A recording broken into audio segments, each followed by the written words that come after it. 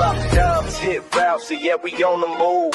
From the paint to the pocket, got nothing to prove. Precision in the pass, rhythm in the run.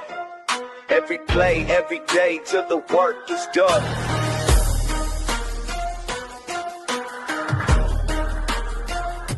Yeah. Step on the field, I'm reading the D. Eyes wide open, ain't fooling me. Pump fake sidestep, I'm breaking the press from baseline to sideline. I'm bringing my best, snap back, quick glance. I'm calling the play, hoop dreams and touchdowns. I'm making my way, no look behind the back. Fred in the scene, every angle, every shout. I'm chasing a dream. Drop times, hit routes in the deep, no doubt. From the field to the hardwood, hear the crowd shout. Pass it, dish it, through traffic. We find. What is up, everybody? Appreciate you for tuning in. We are back with another Passion and Precision episode. We got lots to talk about. We're going to talk about the NBA trade deadline. It was probably a little more active than we might have thought, but kind of sift through it and see if there's really any real impact that was made by any teams and any teams who we might be surprised that didn't really make any moves. We're going to talk, obviously, Super Bowl happening Sunday. Got to touch on that, get some predictions in. We'll talk about Key's Philadelphia Eagles and kind of what's going on there. It's kind of fascinating seeing kind of the changes and I guess the drama working behind the scenes there. Discuss that. And, final burn at the end of the show, obviously, with some other topics in there. And what's up, Kerm? Already in here. Appreciate you. Talk about the Sixers. Feel you. Okay. And look, we're hoping Jory in midway through the show, but we're gonna go through and give you the same entertainment and the same enjoyment. But before we get into that, Key always in the building. How are you doing? It's good. It's another Friday night. I'm ready for the snow to melt. For the people that's down in the southern states, we still got the snow. It ain't snowing, but it's still around. People still got chairs out trying to see the parking spots. I just want it to melt. That's all. But other than that, we good. We good. Okay.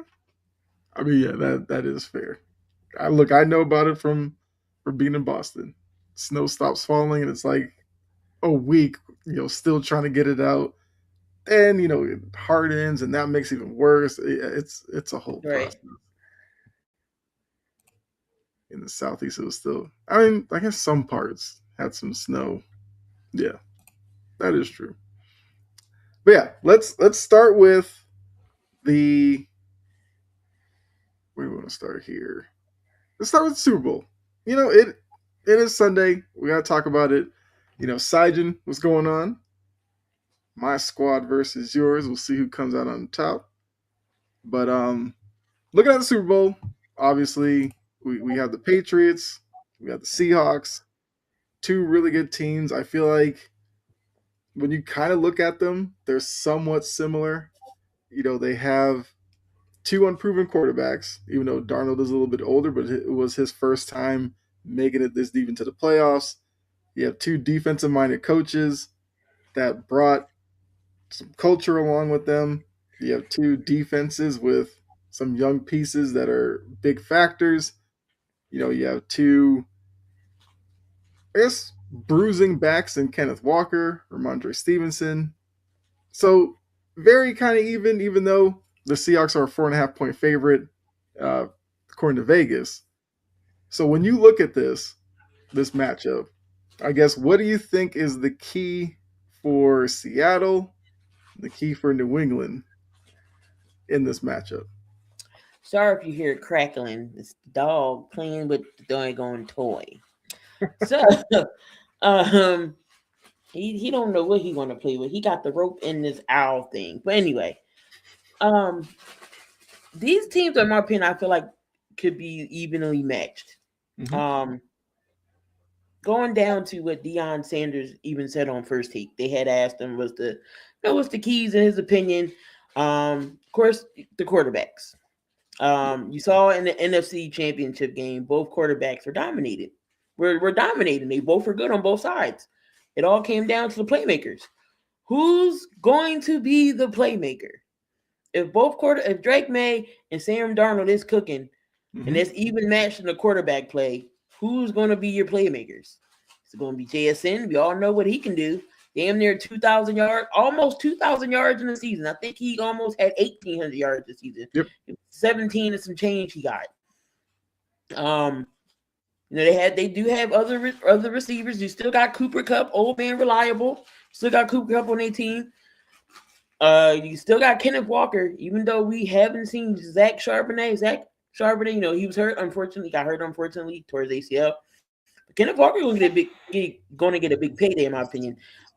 He's going to get rewarded handsomely. And then look on the other side.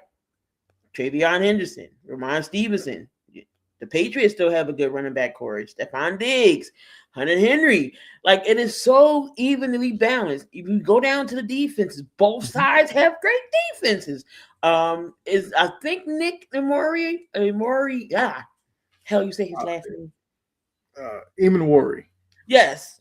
He was hobbling around a little bit. I think he'll be good to go. He better get that patty shot. Just give him the patty shot. He'll be fine. Yeah. You still got Tariq Woolen back there. The defense is good on both sides. Again, you got Gonzalez. I'm sure will travel JSN. Milton Williams on the defensive line. This game, I wouldn't be surprised if it's a defensive game. Mm-hmm. But I don't want it to be boring. Everybody know defensive games are boring. It's who won it more? Who's won it more? But I'm going to maybe give the slighter edge to Seattle. It's not going to be a blowout.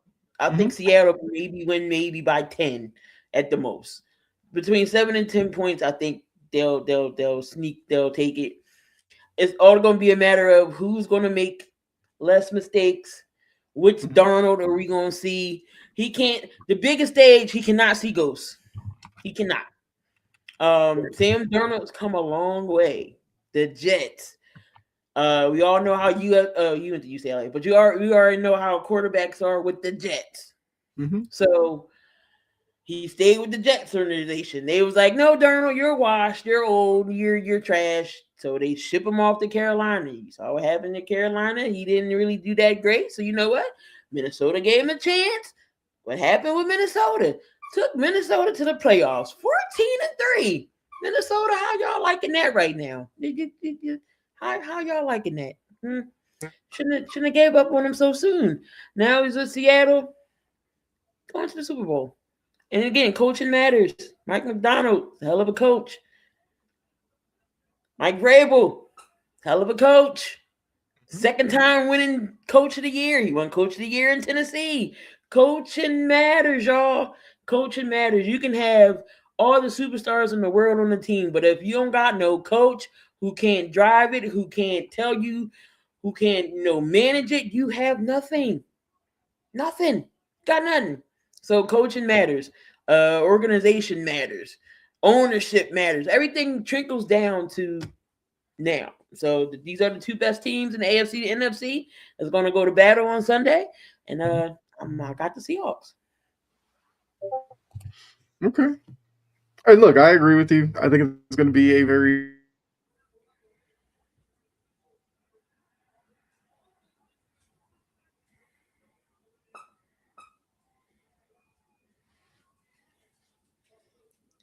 Find out Kyle stuck in the multiverse. Y'all gonna leave me up here by myself. If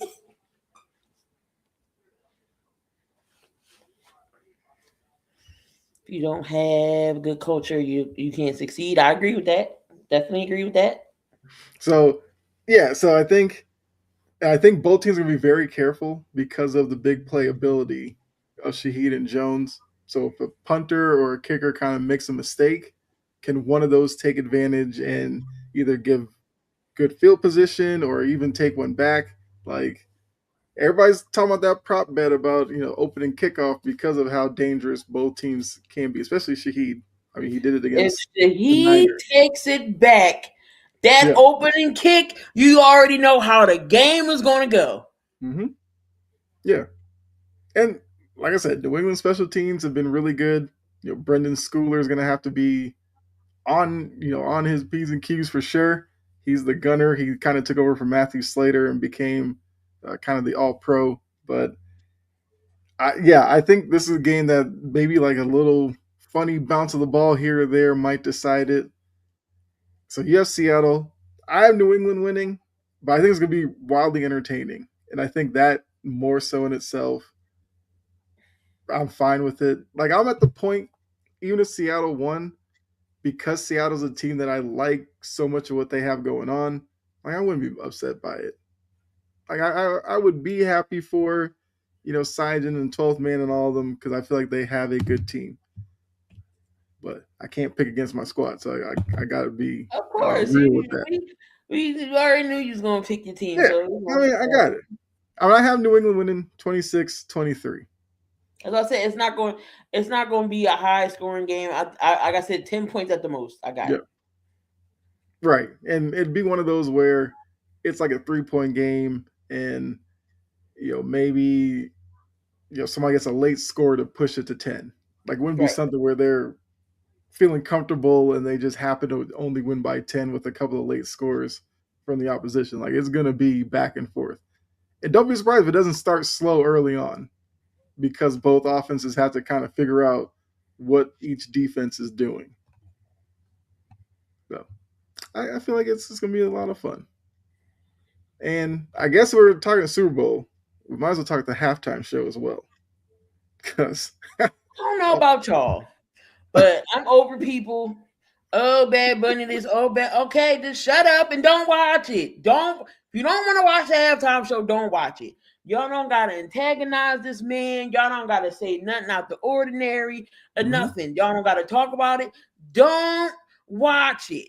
Point blank, period. We had a whole bunch of people talking about Kendrick last year. Kendrick even told y'all, he even said, turn your TV off. I don't know if y'all listen to the song, but he said, turn your TV off. If y'all don't want to see the halftime show, don't watch it. But me, I don't know about y'all, but I know a few Bad Bunny songs, don't know what the hell he be saying, but they catchy.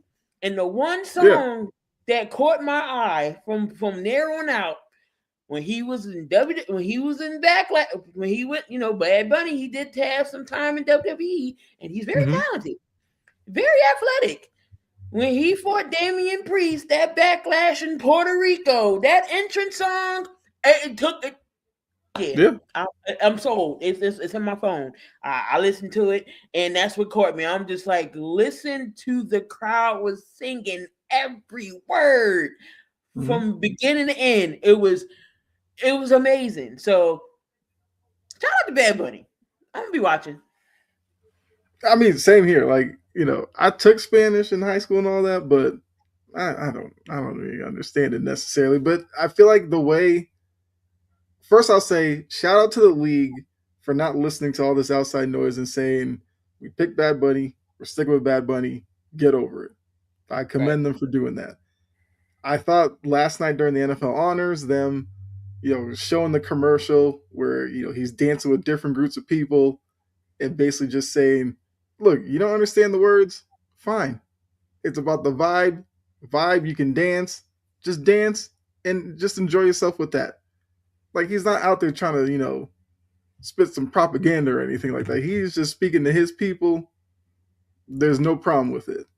And I think he's going to put on a great show because, like you said, I remember that WWE event. And just in that little moment, he put on a show. So you feel like if you gave him 15 minutes or so, he would do great service to the NFL.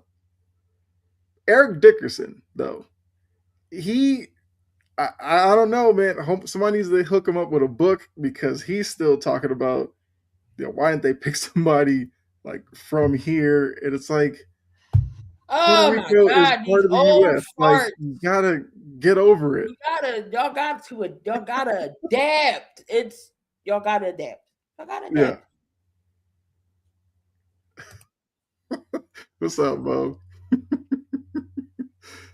I mean, look, that whole thing is such a mess. Like, because it's crazy how so many people look at the decisions Jay-Z and the NFL make, and they go like, "Oh, they're just excluding certain people."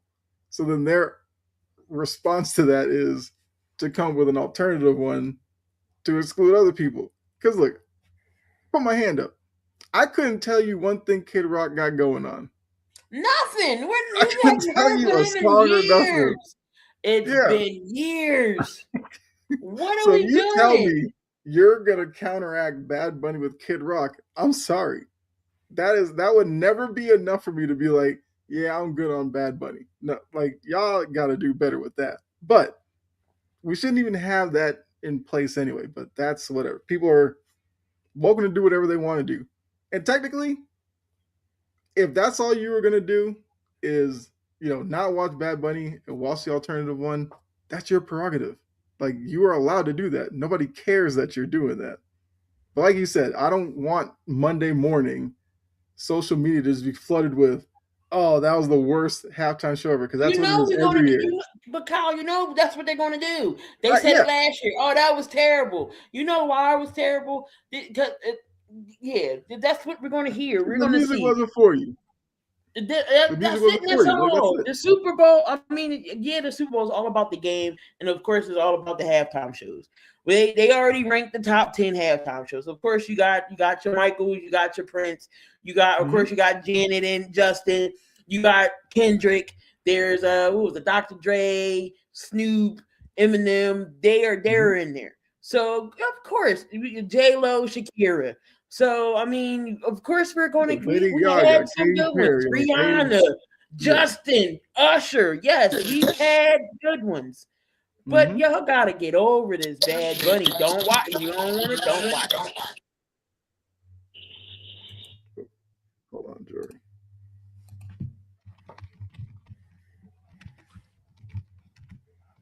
Yeah, I think, it's...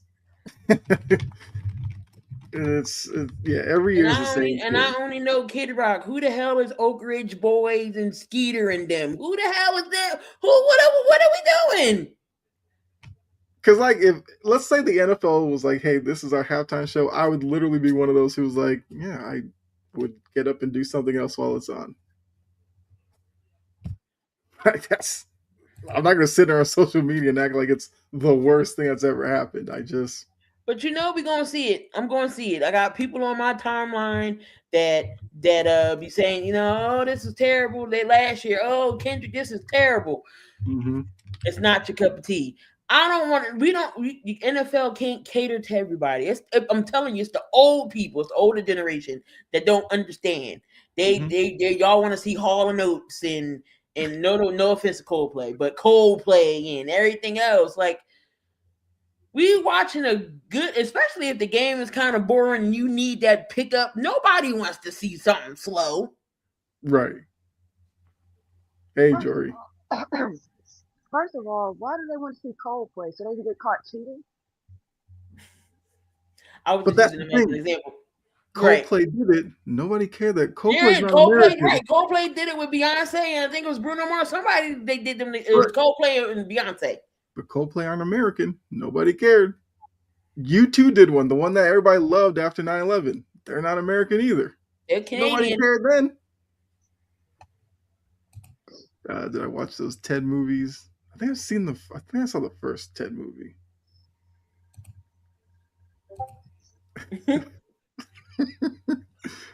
And look, they're going to go through this again next year. It's in LA next year. Be prepared for... Yeah, we're going to see some shenanigans next. It's going to be somebody we don't know when it's going to be either a rapper or a singer. They're in LA. Yeah. And I know for a fact that the year after, when it is in Atlanta, don't bring no damn Maroon 5 to town ever again. No, if it's going to be Atlanta, you already know if Jay-Z is smart, he's going to have the Atlanta people. Ludacris. Jermaine Dupri. Say what y'all want about Jermaine Dupri. But Jermaine Dupri, he's going to have those guys. That's going to be a hell of a halftime show. Yep. So look, if the performer isn't for you, we don't need to hear about it. Find something else to do. Keep your ignorance to yourself. That's what the hell is wrong with society today. Yes. Didn't see Nelly, but I saw his wife in concert. All right. That would be wild if they did pull out Nelly out of nowhere. But yeah, so Jory, now that you're in here, I guess, what do you have as the biggest X factor, and you have winning on Sunday?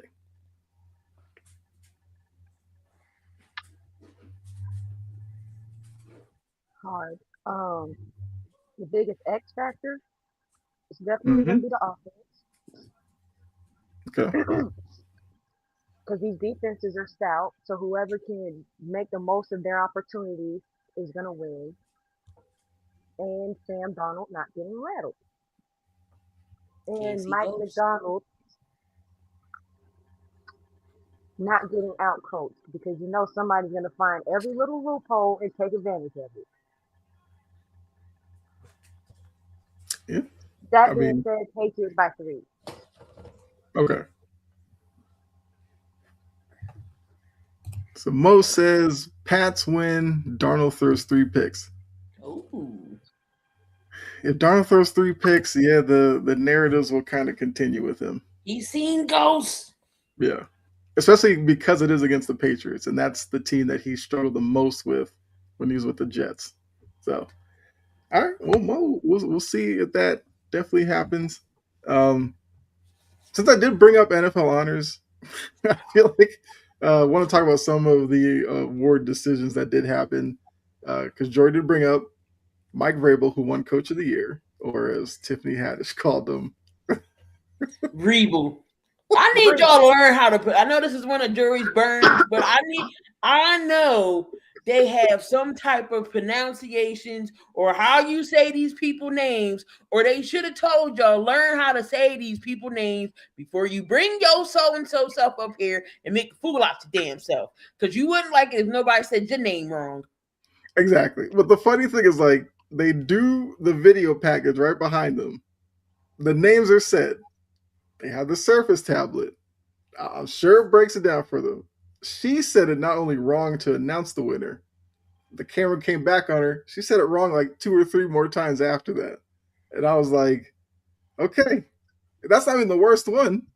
Because Drewski later on couldn't say Njigba, which is literally just saying the N and then Jigba. I don't know how he struggled as much as he did with it. Because he's fucking illiterate.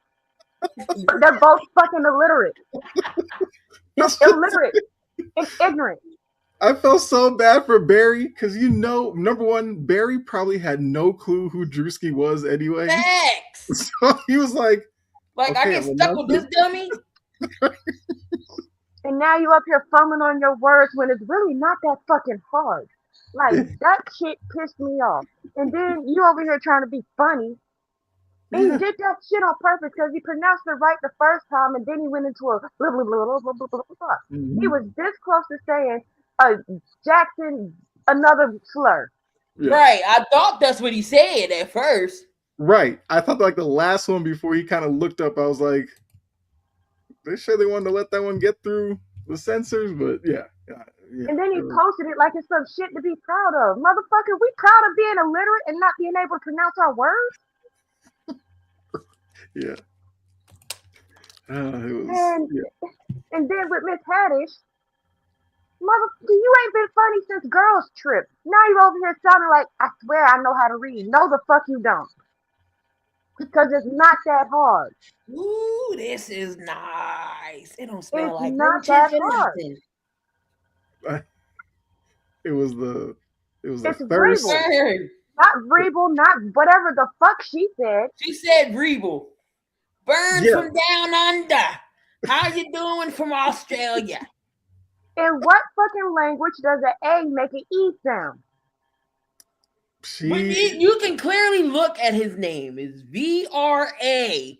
Where does she get Vrabel from out of that? She can't fucking read. If he's a literal ass comedian, get on my damn nerve. That's why they ask comedians with no fucking degree. Because they're illiterate. So And let's I'm just not getting on the people who are actually qualified. I'm right. talking about these two asshats. Look, Matthew Stafford's four daughters could probably say people names better than grown-ups. Mm-hmm. And they was all too cute. I was like, oh, look at them. They got the same dress on and everything. Mm-hmm. I was kind of surprised he didn't go with the wife, but he left her down there. Don't get me started on that. Leave Kelly ass in her seat. Kelly and Brittany Mahomes, right wherever the fuck they at. I mean, she was there. I was like, I thought she would take the chance, get on camera, be up there. But yeah. Like, wait a minute. It's not that damn hard. Like with Drewski, I could tell you graduated with a 1.5. The fuck? Not a 1.5. Yeah. But it's that's Ben Simmons average. But it's just like for Drewski, all he literally had to do was go JSN. Everybody would have known who won, and he would have been safe. But he wanted to be smart. Jackson, he tried to make it about himself. He tried to make it about himself. I'm like, this shit ain't about you. And that you pronounced the nigga the name right the first time. Yeah. And then you went into this whole bumbly thing of bullshit. It's ridiculous. Absolutely ridiculous. Felt so bad like time and place. Barry's face was just hilarious. Like, what are we doing here?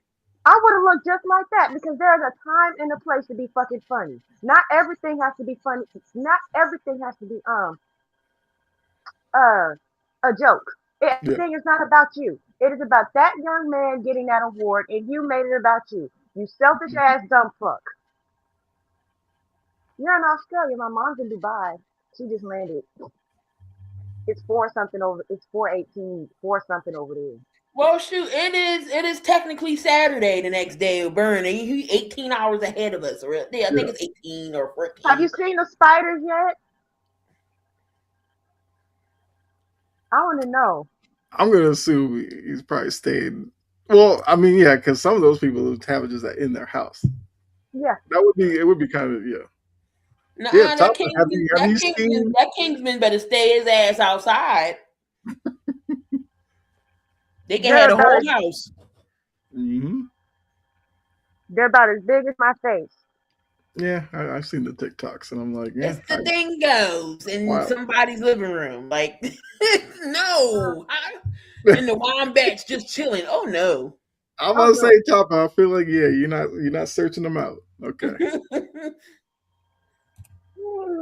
But I guess outside of those two, I thought the honors were done really well.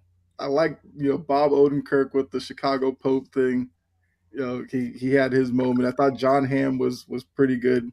I don't know if he should have won Comeback Player of the Year, but I understand what 2 Achilles he had. I mean, I get it, but to come back from an ACL with Hutchinson and get 14 sacks, I'm just saying. Yeah, that's true. That was one. I felt like that was one that was kind of up in the air. I felt like it was anybody but Trevor Lawrence because we did talk about when the nominees were announced. We did talk about all Lawrence was really coming back from was just being AC sprain. Get out here, no shoulder injury. There ain't no major injury. Get out of here, come back from.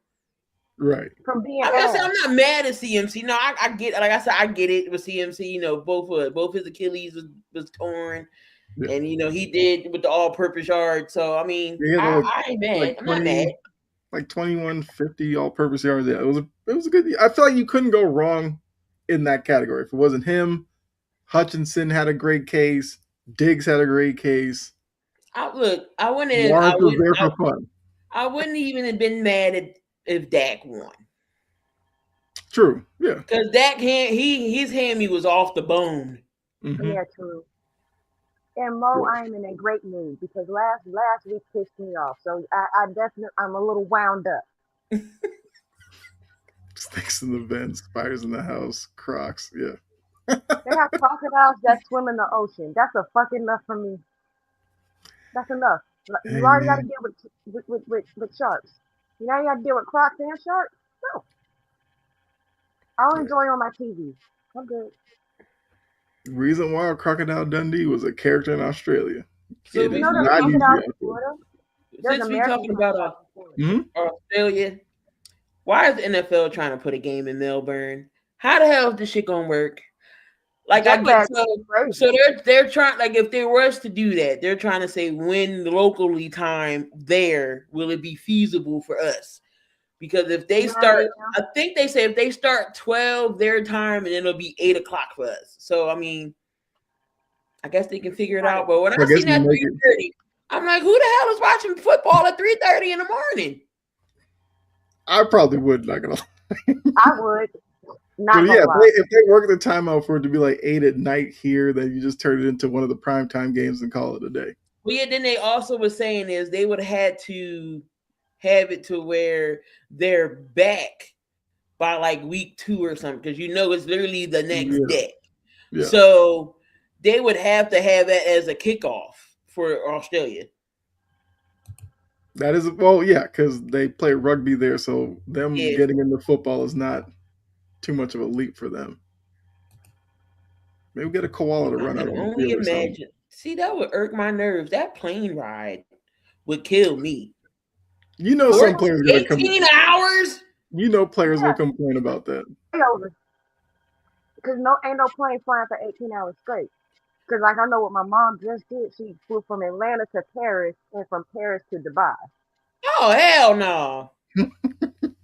I tell you, I'll be complaining about 3 hours on a plane. 18? Mm-mm. Burn, I don't know how you did it. I know you said you needed all you needed is the Wi-Fi and a computer. I would have lost my mind.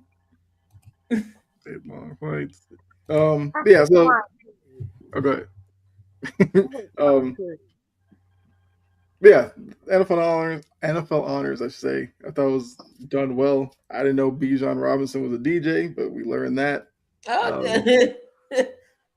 The Goodell bit as a DJ, I could see they're trying to make him more personable, but he came across so robotic doing that. I was like, you tried, but all right, I guess. You had the stereotypical white man. You had Cleveland Browns sweep in the defensive category. Mm-hmm. Oh yeah, then Jeff Ross came out as Tug Huggins or whatever. Yeah, such an idiot. But yeah, Myles Garrett won Defensive Player of the Year. I feel like we kind of knew that was gonna happen, but I know I predicted like Will Anderson because I was like, show Will Anderson some love, but it was obviously gonna be Garrett. One they didn't announce on the show, Josh McDaniels won the Offensive Coordinator of the Year. And you mean to sit here and tell me that Drake May wasn't the MVP? Shut the hell up. Lost by a vote. And that idiot who voted for Justin Herbert, I hope you kick rocks and sell ass. You know, who voted for Herbert? The one person there. Idiot named Sam. Threw a vote to Herbert. An idiot named Sam. I work with an idiot named Sam. Kyle, you know, they be loud as hell. Like, it's always somebody named Sam. But when I heard there was a one vote, I just blamed Orlovsky because we know he voted for Stafford. I blamed him. Shout out to Mina Kimes for standing up to him on First Take. I thought she made a great case for Drake May. Glad for Garrett. Man deserves that. Everybody be clowning Mina. I like her though. She cool. Yeah, I think Mina's fine.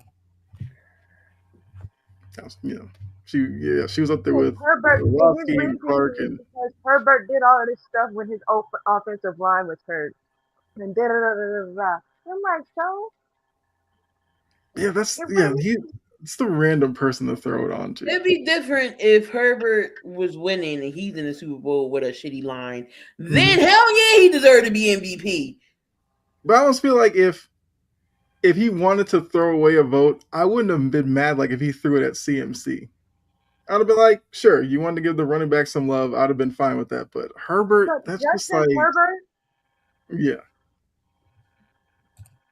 Mina's getting better with her takes. I thought Mina was always fine. It's just I don't know. Like I know she has her own show, the Mina Kimes show. Like she's good on there. Is the ESPN crew at Disneyland next week? I don't know. Probably. Yeah, they could be. I wouldn't. Okay, I'd give her more credit than that. Joy is ridiculous, and you know that. Yeah, I'd give Mina more credit than that. Way more credit than Joy Taylor. Joy Taylor says some dumb shit sometimes. I'm like, All right.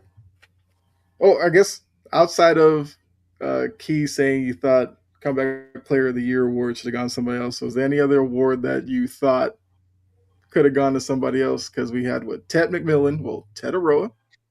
Yeah, his mom ain't like that. I'm sorry, Mom, but not everybody can say his government name, so we're gonna say something that's easy. We literally heard Drewski went up there and say yeah. Thank God Drewski didn't have to say Ted, because who knows what he would have said it as. Do you want ignorant people messing up Ted Aroa? I know how to pronounce this crap. Mm-hmm. Not everybody is gonna put in the effort to pronounce that. Yeah. So look, and you knew that when you named him that. You knew that. He even said his middle name. I was like, you really pushing it. Ain't nobody gonna try that. But and I wanted to burn her ass for that, but I kind of get it at the same time, lady. Ted. Yeah. Next. And I'm sure she's probably heard Ted since he's been playing football, so she has to be used to it. T-Mac. Right, yeah. I feel like Ted's kind of morphed into T-Mac as he played better and better this year. So T-Mac won Offensive Rookie of the Year. Defensive Rookie of the Year was Schlesinger, which we talked about last week or so. Look, 156 tackles. Yeah, you can have that award. You earned that award. Offensive Player of the Year was Drake May. I already saw Offensive Rookie of the Year. Defensive Player of the Year we said was Garrett. Coach of the Year was Vrabel. Offensive Player of the Year was JSN. Oh yeah, why did I say it was Drake May? Yeah, JSN. No, Drake May won like the air, ground, and it was a 3-way tie. Yeah, with May, JSN, and somebody. I don't know. What's up, Trajan? What's up, Trajan? So yeah, NFL honors was a great night outside of two fools who can't read and Barry being completely uncomfortable. Oh, here we go. Feel like Abdul Carter. So yeah, Abdul Carter is interesting.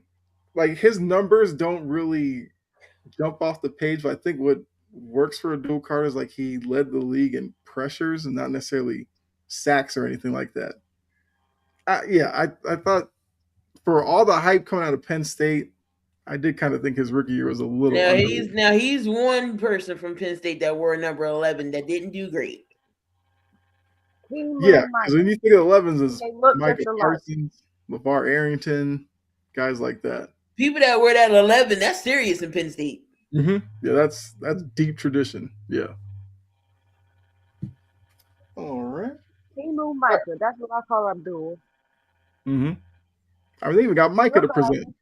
Took Micah like 20 minutes to get up there, but did you see him roll around at the Pro Bowl?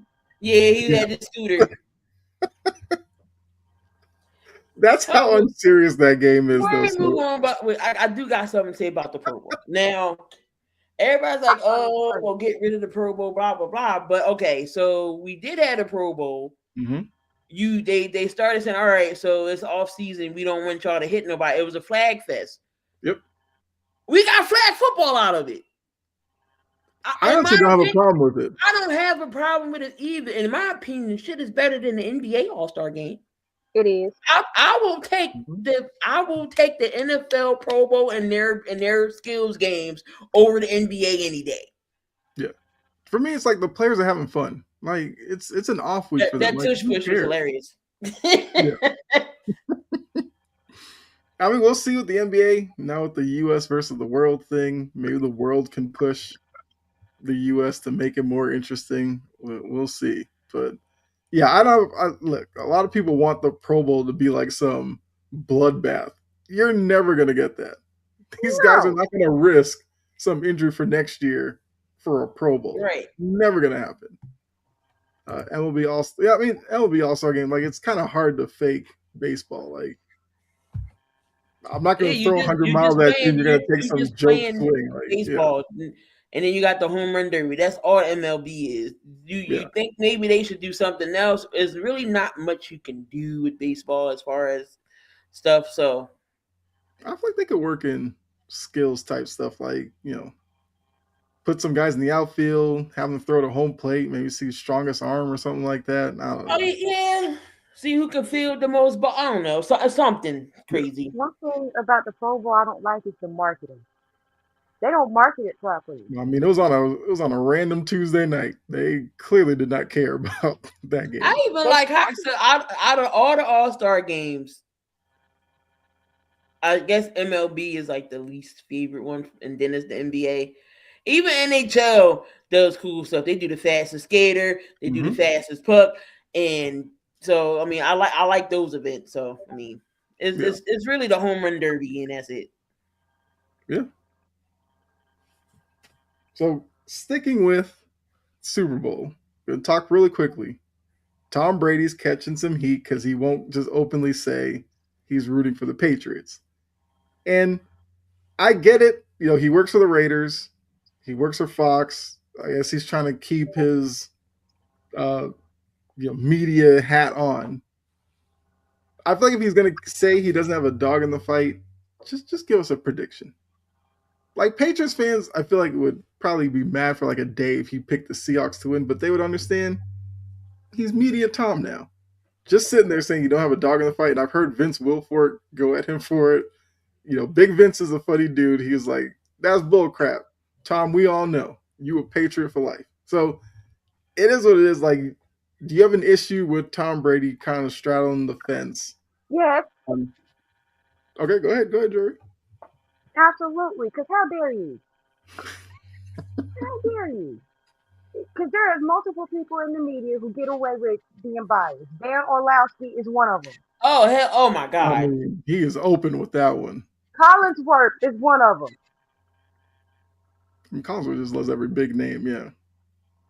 How many times did you mention Mahomes? Is Romo and is Romo with Josh Allen, and then is Collinsworth with Mahomes. Mahomes, yep. I feel like Aikman used to be like that because he did so many Cowboys games. Like, you already knew he was a Cowboy fan, and he would kind of call games that way. I feel like he's gotten a little better with that. Yeah. No, Aikman almost sounds like some weeks like he just hates football in general. He'll be like, I don't know what that guy's calling. I don't know. I'm just like, okay, we're hitting that stage now, Aikman. But that stage where I don't know what the fuck I'm doing, and look. He's like, I'd rather be home, probably sitting down, but you got me here working, fine, whatever. Well, Skip Bayless, we know he had his bias. But he's not calling the game. I don't think I could ever listen to Skip's ass call a game. Yeah, J.J. Watt has his bias with the Texans. Yes. Brady can't do that. The man has to do. I respect J.J. That is Watt. true. J.J. wasn't even biased with the Texans. Yeah, but he, even with his stupid ass Texans, he could be nice to the Titans. Yeah. Speaking of Titans, I did see Big Jeff at the NFL honor since he was up for Man of the Year. Mm-hmm. Oh, that went to Bobby Wagner. Shout out to Bobby Wagner. Yeah, shout out to Wags, man. I mean, we and him got something in common. He's moms and strokes. His mom passed away. My mom had a stroke. That's not what she passed away from, but so I mean, I like that he trying to do some research and everything. Yeah, but shout out to B Wags. Yeah, and even Christian McCaffrey was talking about he does stuff with veterans because when they come back over here and a lot of the mental health that they do, and I was like, yeah, shout that out as well. Yeah, no, y'all already know I don't like Collinsworth. Good grief. All right, so Curran wants us to rank Brady, Romo, Collinsworth, and Aikman from worst to best. Best to worst? Oh, hell no. Okay. Brady and the rest can go to hell. People hated Brady like last year. I felt like Brady was better this year. Brady, okay, so Brady for me is Brady and Romo are kind of together because Romo knows what's going to happen and he calls it. Brady does the same thing. That's just you studying the game and know what's going to happen as a quarterback. So I kind of like that they do that. Romo, okay, so we got to do Brady. I'm going to put Aikman in front of Romo. So it's Brady, Aikman, Romo, Collinsworth. I think I was actually going to do the same exact way. Yeah. You know what I just said. Yep. Brady, Kale. Now, Kale is a hating ass. But now we can't say nothing because Cam's up for the Hall of Fame. You know that man's going to be politicking like crazy. He ain't getting in, but oh my god. Let him not get in. Watch the next show he's on. He is going to be so salty not getting in. And I'm going to watch, and I am going to swing his ass up in the comments myself. Personally. I don't like this. I don't like next year's list. It doesn't scream for me. Right. Yeah. I could pull that up actually. Since we're Wait a minute. He hasn't even put in his real paperwork yet. To retire. This is true though. So he technically is still an active player. Just nobody's picked him up forever. I guess the league is telling him. He never said, you gotta file the paperwork. We'll file it for you. Right, we're gonna file shit for you. You haven't played in years. Nobody's picking you up, so just stay gone. Yeah. In the past, people didn't like Joe Buck. Yeah, Joe Buck's grown on me. I can't, he's still an Eagle hater, but a Philly hater. But he's okay. Well, a lot of people didn't like Buck because the way he went in on Randy Moss when Randy Moss did the fake moon, and you would have thought he shot somebody the way Joe Buck reacted. Which they all said, that's what they did to the Vikings bus coming in. So he did back to the fans. It wasn't that bad, but. I gained Joe Buck got my respect. If you watch the pivot and they interviewed him, it's just okay, he's an okay dude. Yeah. Cam is a hating ass bitch. That's what Cam is. He's a hating ass Nicklessa bitch. So this is the class for next year. I feel like there's a couple of names that jump out. Like Gronk probably should, but we know with New England players we never know. But AP feel like he should get in. People like Cam and AB, you might as well not show up getting in. Hell, Le'Veon Bell, absolutely not. You can stay home. I think Andrew Whitworth is an interesting one. He's valid. He's valid. Sherman, no. Stafford definitely will get in before Cam. There's a lot of people that get in before Cam. Mm-hmm. And Cam will be right there, just be like, "Oh, you couldn't put me in, but you put yeah, they did Cam." You could listen to Tim Legler all day. I love Leg. Yeah. Roethlisberger, I guess. I feel like I can't I'm see. saying he's the first ballot. I think he still gets in. Yeah, Big Ben gets in eventually. I just wouldn't put him in first ballot. He just never screamed that to me when he was playing. I feel like I know they're going to be changing some of the stuff to how they do the Hall of Fame because the whole thing with Bill Belichick. They're going to be doing a lot of changes, so we'll see what happens next year. Bill Polian does not need a damn vote. I'll say the loud part for you, Kyle. Well, I'm not gonna not agree with that. And you got Malcolm Jenkins, 2-time Super Bowl winner with the Saints and the Eagles. Mm-hmm. Brandon Brooks, offensive lineman, Texans. Then he played for the Eagles, got the Super Bowl with the Eagles. So yeah, there's some good stuff. As I said, this list don't go, oh my God, but there's some good people in here though. I am really getting old. I remember when Dante Hightower was in college. Mm-hmm. I was a little girl.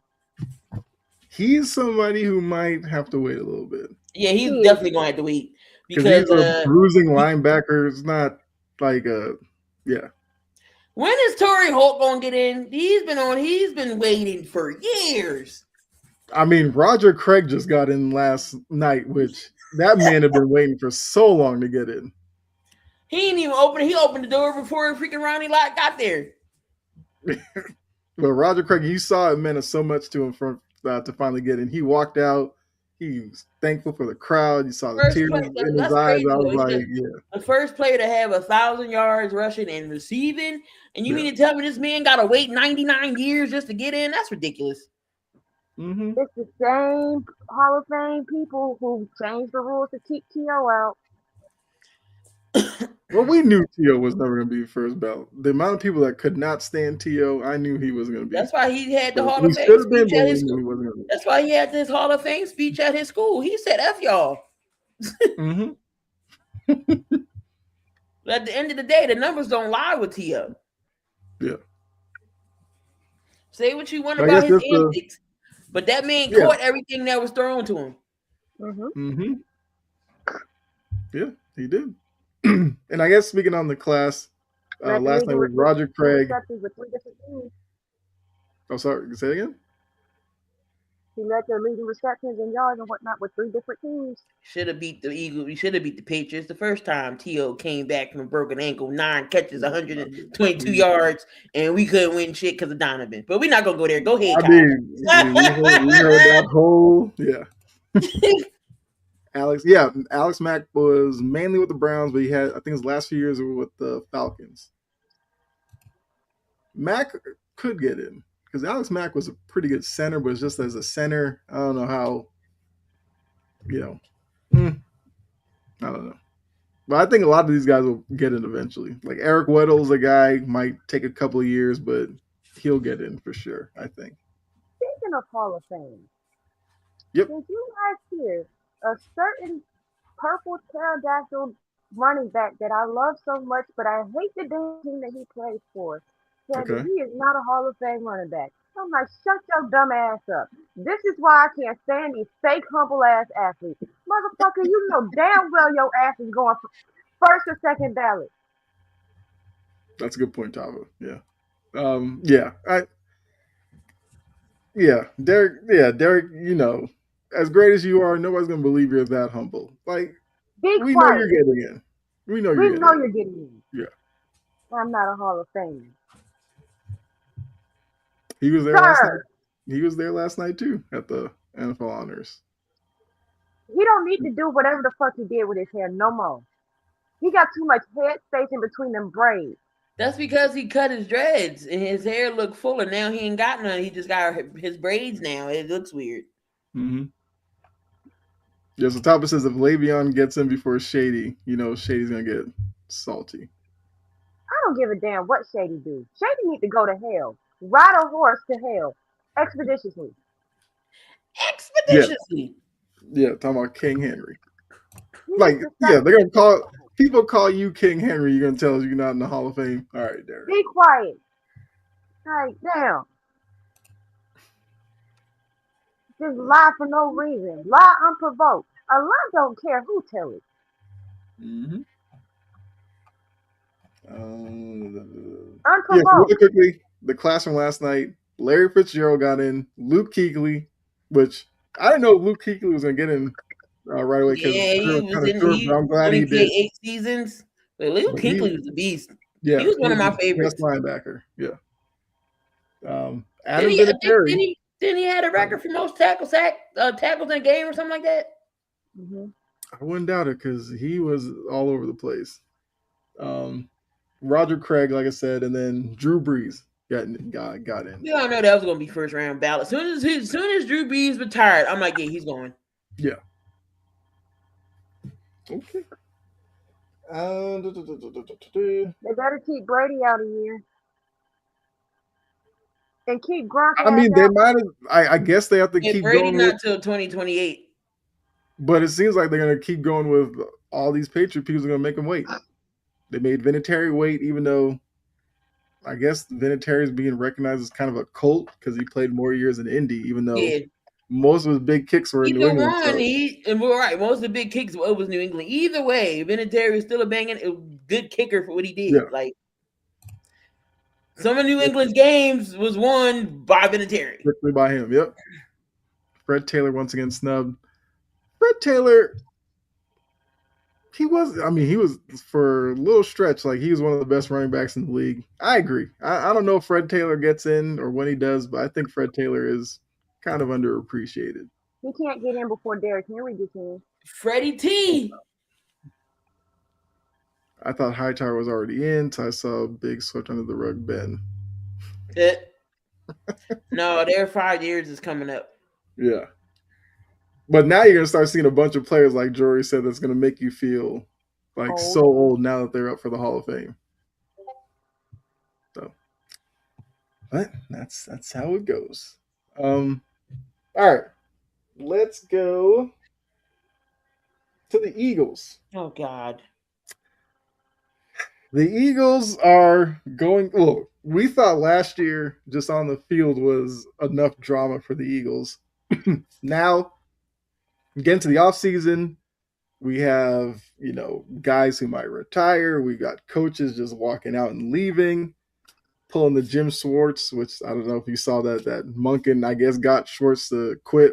So that's hilarious. We can talk about that a little bit later. But, yeah, so now it's like, if you're on the outside looking in, you feel like clearly Sirianni is a problem to some people, and maybe they're just distancing themselves from him.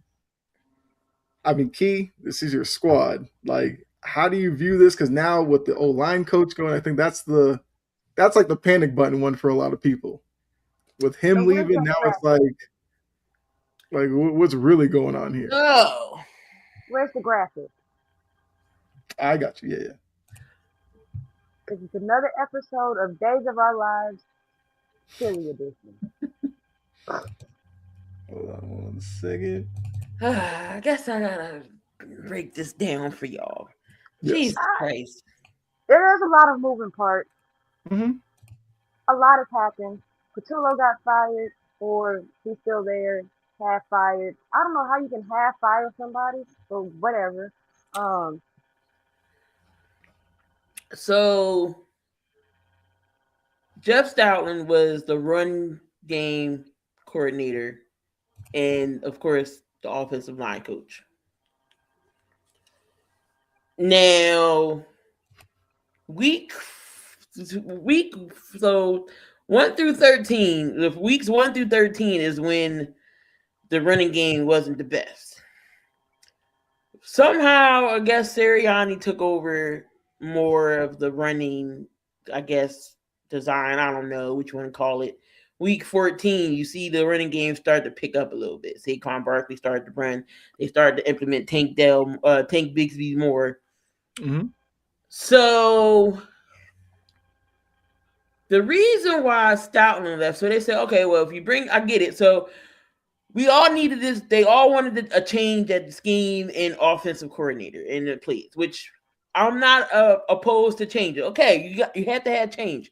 Mm-hmm. So at the same time, if you bring in an offensive coordinator, which we did get one, and then thank the Lord that it's not Jim Bob Cooter, because y'all know I was advocating, please don't let it be Jim Bob. I was ready for him to be a topic every week just to say Jim Bob Cooter. So we get Sean Mannion, which I'm not mad at because he did do some things with Green Bay. Look what he did with Malik Willis, Jordan Love. So they said, well, you can keep, I guess it was like you can keep, you not going to be able to keep your run game coordinator spot if we're trying to bring in a new culture, the new, change. If you got to bring, the OC wants to bring in who he wants to bring in, you got to let him bring in who you want to bring in. But the nail that hit it on everything, it was all KP and Nick Sirianni. This is why I said Nick should have been gone with his homie. Mm-hmm.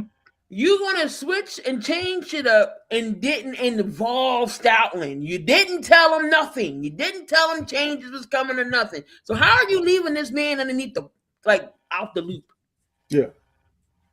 So that was the last straw there. So it was always a KP and Sirianni issue. Here's my thing. It's not a good look because You have this head coach. What does Nick Sirianni do? I'm gonna tell y'all what Nick does. Absolutely nothing. Nick stands there. He's the cheerleader. He can't call. Don't give him no playbook. He can't call nothing. This is why we seen run Saquon up the middle, deep ball to AJ Brown. Good job, defense, because that's all it was. And an occasional target to Smitty. And that's all it was. That's all it was. Well, Sirianni was an OC, right? No. When he was with the Colts, what was he? He was the wide receivers. He did something with the receivers. He was never offensive coordinator. He can't call plays to save his life. This is why we had to have Kellen Moore, Shane Steichen. Okay. Whenever they went in-house, shit never worked. Brian Johnson. How did that work out for y'all? And you hired Kevin Petrullo, who didn't do nothing. How did that work out for us? Everybody knew what we were running. Mm-hmm. And then Nick gonna say, we just added. What the hell did he say that pissed me off? Oh, we were just adding stuff to add. What?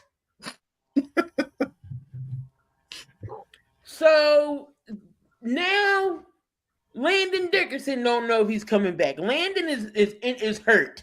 Mm-hmm. Landon has always been hurt. Landon's been hurt since college. He's only 27. So it's not. If Landon don't come back and he retires, it's not because of the whole Jeff Stoutland situation. Landon is broke all the hell up. It's never been fully healthy. And offensive linemen are already wired differently. Like if they got to retire because of injuries, like it's real bad. ACLs after ACLs, ankle issues, knee. We already drafted him hurt. Yeah. Lane Johnson, he may have another year. Now, we already knew Lane was in the later of his career. I'm not mad about Lane, but Lane exposed a lot of things. And I always tell y'all, if Lane talks to the media and starts talking about the offense, it's a problem because Lane is quiet. Mm-hmm. He don't say nothing. He go out there and do his job. Mm-hmm. Lane exposed a lot of things too. It was a lot of Kevin Petrullo and Nick Sirianni. His ass is hot, and the season didn't even start yet. I'm calling it now. Mid-season, his ass is gone. I mean, it definitely is like leaning that way that they have almost taken away everything that if Sirianni wanted to use as an excuse, they've taken all that away from him. So now it's like when he gets called in the office, they're going to be like, so what is it that you do here? If he doesn't have a good answer, they're going to be like, turn your key. You can go. We'll send your stuff home to You're to right. your Don't address. even go back to the locker room. Yeah. We will mail it to you. Yeah. Leave the key card matter of fact, just give Dom the key card. Dom's going to show you out. Nick, I'm sorry. We had to do this. Give me your key card. You can't come back in. I will send you your stuff. Mm-hmm. So yeah, that's what's going on. Like I'm optimistic, but I already know I'm going to have my liquor filled on Sundays. Going to have my blood pressure cuff and some gummies ready because I'm going to need it. I do, like I said, I like Mannion. I'm optimistic of what he can do. He's a younger guy, somebody that's a younger minded that could, see things. It helps that he was regardless if he was a good quarterback, he still was a quarterback in this league, so he knows some things.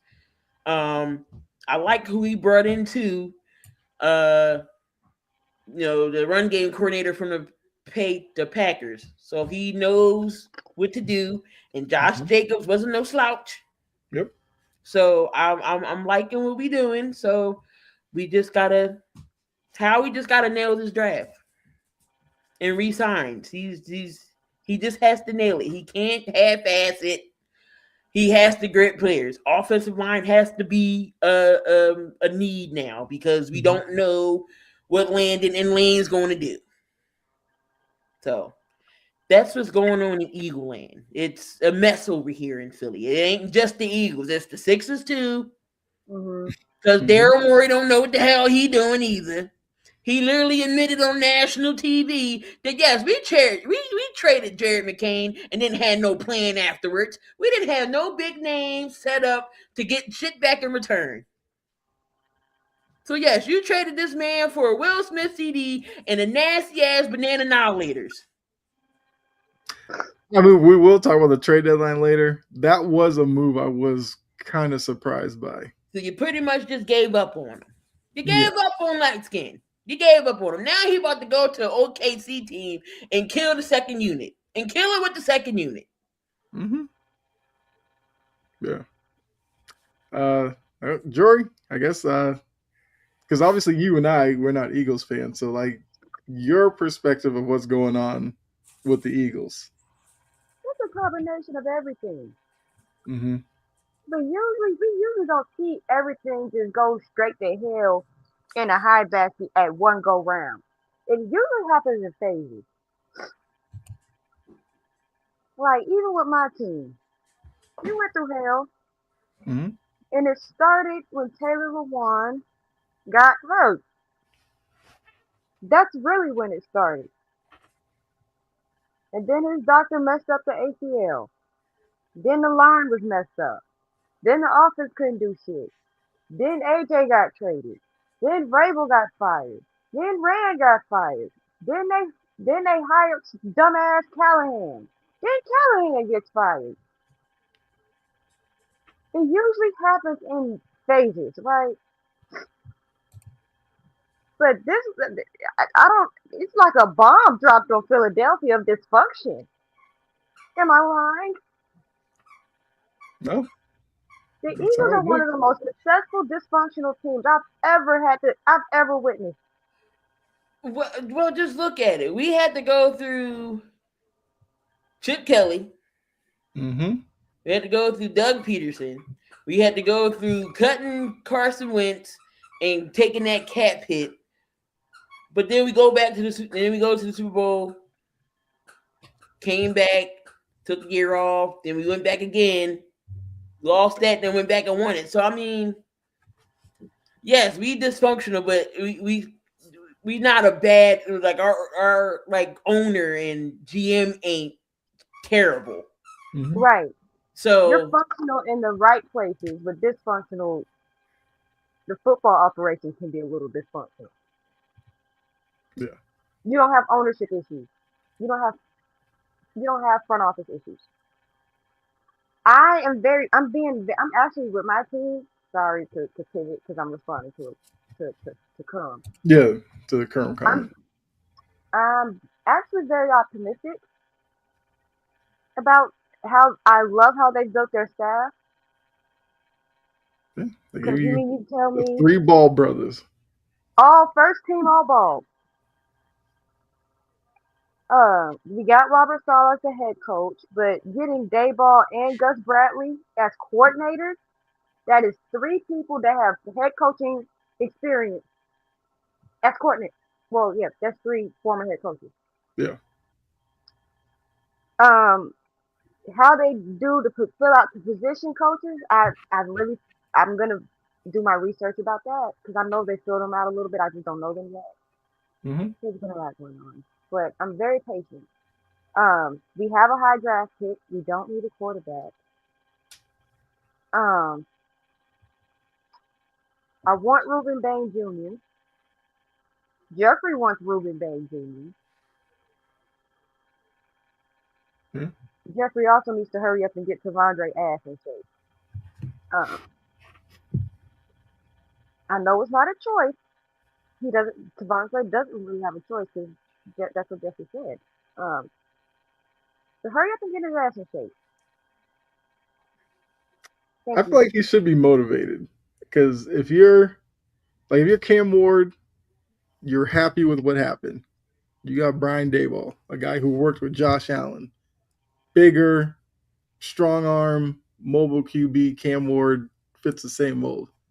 If you're Jeffrey Simmons or anybody on that defense, Tavondre, you have Saleh and Gus Bradley in your ear. If there was ever any time for Sweat to get into shape, this is the off season because you got to impress those new guys who know what they're doing and could probably get the most out of you, like do the Jeffrey Simmons thing. Jeffrey went off, lost the weight last offseason. You saw how much better he was this year. That's got to be motivation for T'Vondre. Capacity. And I trust Borg. Borg's been cooking. You were worried about him. You were worried about him when Nagy was, interviewing for the job, but he redeemed himself. He was still to piss me off with that. He's been cooking. Yeah. I want to see how he does this draft. Wait, didn't he draft Cam? Yeah, he was the one who drafted Cam. I think I would, yeah. I want to see what he does with this draft because his last draft, I think that it's gonna be special. Because you get Cam, you go and get what's his face? Elliott. Mm-hmm. You go get Chimere Dike, who was a Pro Bowler as a rookie. I think Femi Oladejo Shala's gonna whoop him into shape. Yeah. That's he's a young pass rusher. He can be dangerous. So I think with this next draft class, I'm excited for him. My biggest concern, Amy, stay your ass away. Stay away. Right. I'm not worried about the GM. I'm worried about the owner getting impatient. Yeah. Yeah. You gave Salah the job. Give him a few years to, transform it, get it the way he wants it running. Like, don't put pressure on him to completely turn it around next year, even though you saw a couple of situations where that happened. That's not going to be everywhere. You got to be open to, some struggles next year. But should be improvement on the field, absolutely. Just win more than 3 games. Right. Thank you. Yeah. That should probably be the only mandate. Give us more than 3 wins. That's front office talking to Salah. And don't get blown out. Now I'm so sick of that. Yeah. If we're gonna lose, make it close. The past 2 seasons, I've been sick to my stomach. Right. Okay. Yeah, so I guess the only thing I'll add, about the Eagles situation, I feel like if you're Nick Sirianni, you have to be uncomfortable right now. And shit, I would. But maybe they'll bring the best out of him, or he'll just go back to kind of feuding with fans and stuff, because that was a weird time too when he was doing that. That was hilarious. I'm like, you a head coach and you fighting with fans. That's what I'm saying. Nick don't do nothing. He's a cheerleader. See, I did not know he was just like a wide receiver. So that makes some sense. He was a wide receiver coach. He was never an offensive coordinator with the Colts. That makes sense now. So how did he get the job? Because Howie and Jeff were stupid. I don't know what the hell they saw him. He must have killed that interview. I don't know. You're right. And what you see the first day, he was fumbling and stuttering. Yeah. I will never forget that press conference. Mm-hmm. And then remember, it was the rose, it was the rock, paper, scissors, and then the flowers thing. He must have had all the charisma in the world. Yeah. I mean, for your press conference, as long as you're not Adam Gase bad, like you're doing all right. Adam Gase was like Adam Gase, like he was just electrocuted, and they just sat him in a chair, and he just didn't know what was going on before he went up there. All right, so Sijin and Kerm want to ask you, if the Titans win 6 games next year, you counting that as a successful year? Gotta win more than 3. It gotta be more than 3. There you go. She will take 6 wins. Harbaugh made a mistake in hiring Nagy. I mean, good luck, Jackson Dart. Might be wrong. No, I mean, you're right to think that way, because Nagy doesn't have the best track record with young quarterbacks. But he also is about to bring back Greg Roman. Mm-hmm. He doesn't learn, does he? Clearly. No, not at all. Okay. So we'll see. I mean, that's going to be a situation with Harbaugh that people will be watching because a lot of people like you, Tapa, are scratching their head at Nagy being the guy for that job. I'm just glad he's not in Nashville. I don't care where. Right, yeah. I think, Jerry, you would have lost that shit. I really would have. Yeah. But, if you're a Giants fan, like you had some excitement from Dart. I guess, happy birthday, Scatterboo. I think his birthday was like yesterday. He's going to be coming back, his reckless self. Like you have those two to kind of be. His ass an Aquarius. That's why he acts like that. Yeah.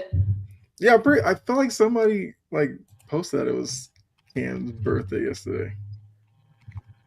Let me double check that. Yeah, February 5th. There we go. My uncle's an Aquarius, and his ass is heathen too. Neighbors coming back, true, from the knee injury. They need the Giants need to have another receiver next to Neighbors. Mm-hmm. Yeah. And you've seen flashes from Wandell Moore. So I mean, Wandell Robinson. Thank you. I couldn't figure out his last name. Save my life. Yeah. So I mean, I feel like he can be a third or a slot type of receiver. You already have a good running back. They need offensive line. I mean, they secondary stinks. So I mean, I feel like they just need pieces. They're not bad. You know what I mean? You got the crash out twins when it comes to Jackson Dart and Cam. There's going to be some coaching needed there, especially with Dart. Dart can't take some of the hits that he took this past year. I think Harbaugh's going to work with that. I think Harbaugh's going to work on that. Mm-hmm. I mean, Cam, I think there's only so much you can do with him. He's just there's only so much you can do with Cam. Yeah, that man ate crayons. You're not going to get anything out of that. Right. Yeah, he's the type. 8 crayons. He's the type that you put him in the crib at night. He's probably jumping out, and you wake up in the morning. You're just like, "How'd you get out here?" He's one of them kids. Did you see his picture of him when he was little? His ass looked bad. His ass looked like he was one of those who would put on a football helmet, ride a little tricycle on the hill, and just let it go. It's bad. Giants can be a 6 to 8 win team if they draft right and Nagy can prove people wrong. I mean, if the Giants were an 8 win team next year, I feel like you'd have to be happy with that. Yeah, that's not.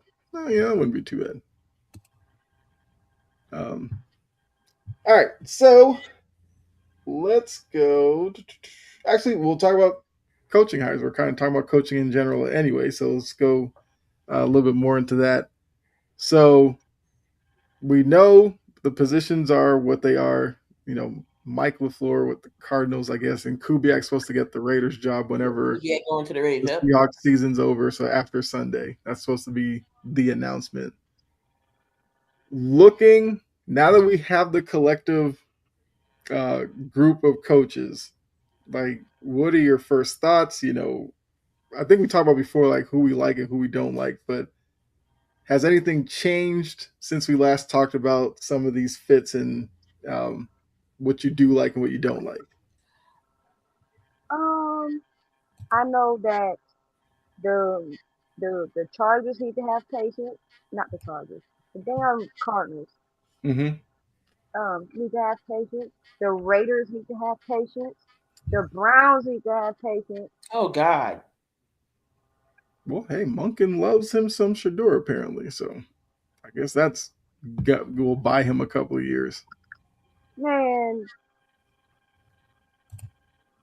but you had three of your defensive players win awards, and you managed to piss off the one person who engineered all of that. That still is one of the funniest things. It was only a couple of days after that press conference that Schwartz was like, "Yeah, I'm good. I'm all right. I'm gone. This shit, I'm out." Right. So now Monken, I guess, will get to hire the guy he wanted. We'll see who that is. Could it be Orr? I don't know. It could be Jonathan Gannon. I thought Gannon went somewhere, didn't he? Oh wait, did he go somewhere? Yeah, where'd he go? Miami? No. Green Bay? Green Bay. Yes, he's in Green Bay now. I like Kubiak for the Raiders. You already know he's getting Mendoza. So just hopefully they draft other pieces right. They still need another receiver. They damn for sure need some offensive line help. You gotta give somebody the throw to Mendoza to throw to besides Bowers. You already got the running back. Raiders ain't bad. They just need to plug some pieces in. Either you hit a home run in free agency and you draft really well. That's all the Raiders need to do. But the Raiders all the teams who stunk last year should win more than what their record was this year. Am I saying the Raiders are going to get in the playoffs? Absolutely not. But they're going to win more than 2 games. Yeah. And they should have only won 1. Yeah. But, that's where, some of the successes of teams from this season, hopefully that doesn't create like unrealistic expectations for some of these teams next year. And Top is saying that the Chargers getting Mike McDaniel is huge. I thought that was a good hire for them. More pressure on Herbert, who's been getting a lot of excuses. The Chargers social media team has been milking that shit so bad. I'm like, bro, they got their perfect coach to be on a fucking camera. Mm-hmm. And then with Mike LaFleur, that's going to be... Cardinals is an interesting job. I'm not saying it's bad. It's just interesting because you still have... Their defense is young, which I don't think they were bad. Offense doesn't need work. It does. You have McBride and Harrison. Right. That's all you got. Well, Connor, I'll give Connor credit. Connor, like every year, he's like steady. He gets 1,000 he's yards. Always hurt. If Connor stays on the field, he's good. Yeah. But is it time to move on from James? He can't stay on the field, and then you're gonna need a quarterback because I doubt Kyler coming back, and you can't keep running Brissett.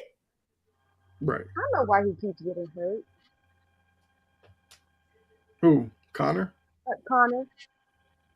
Didn't he beat cancer? You know that do a lot to your body. Yeah. Yes, he did. Yeah.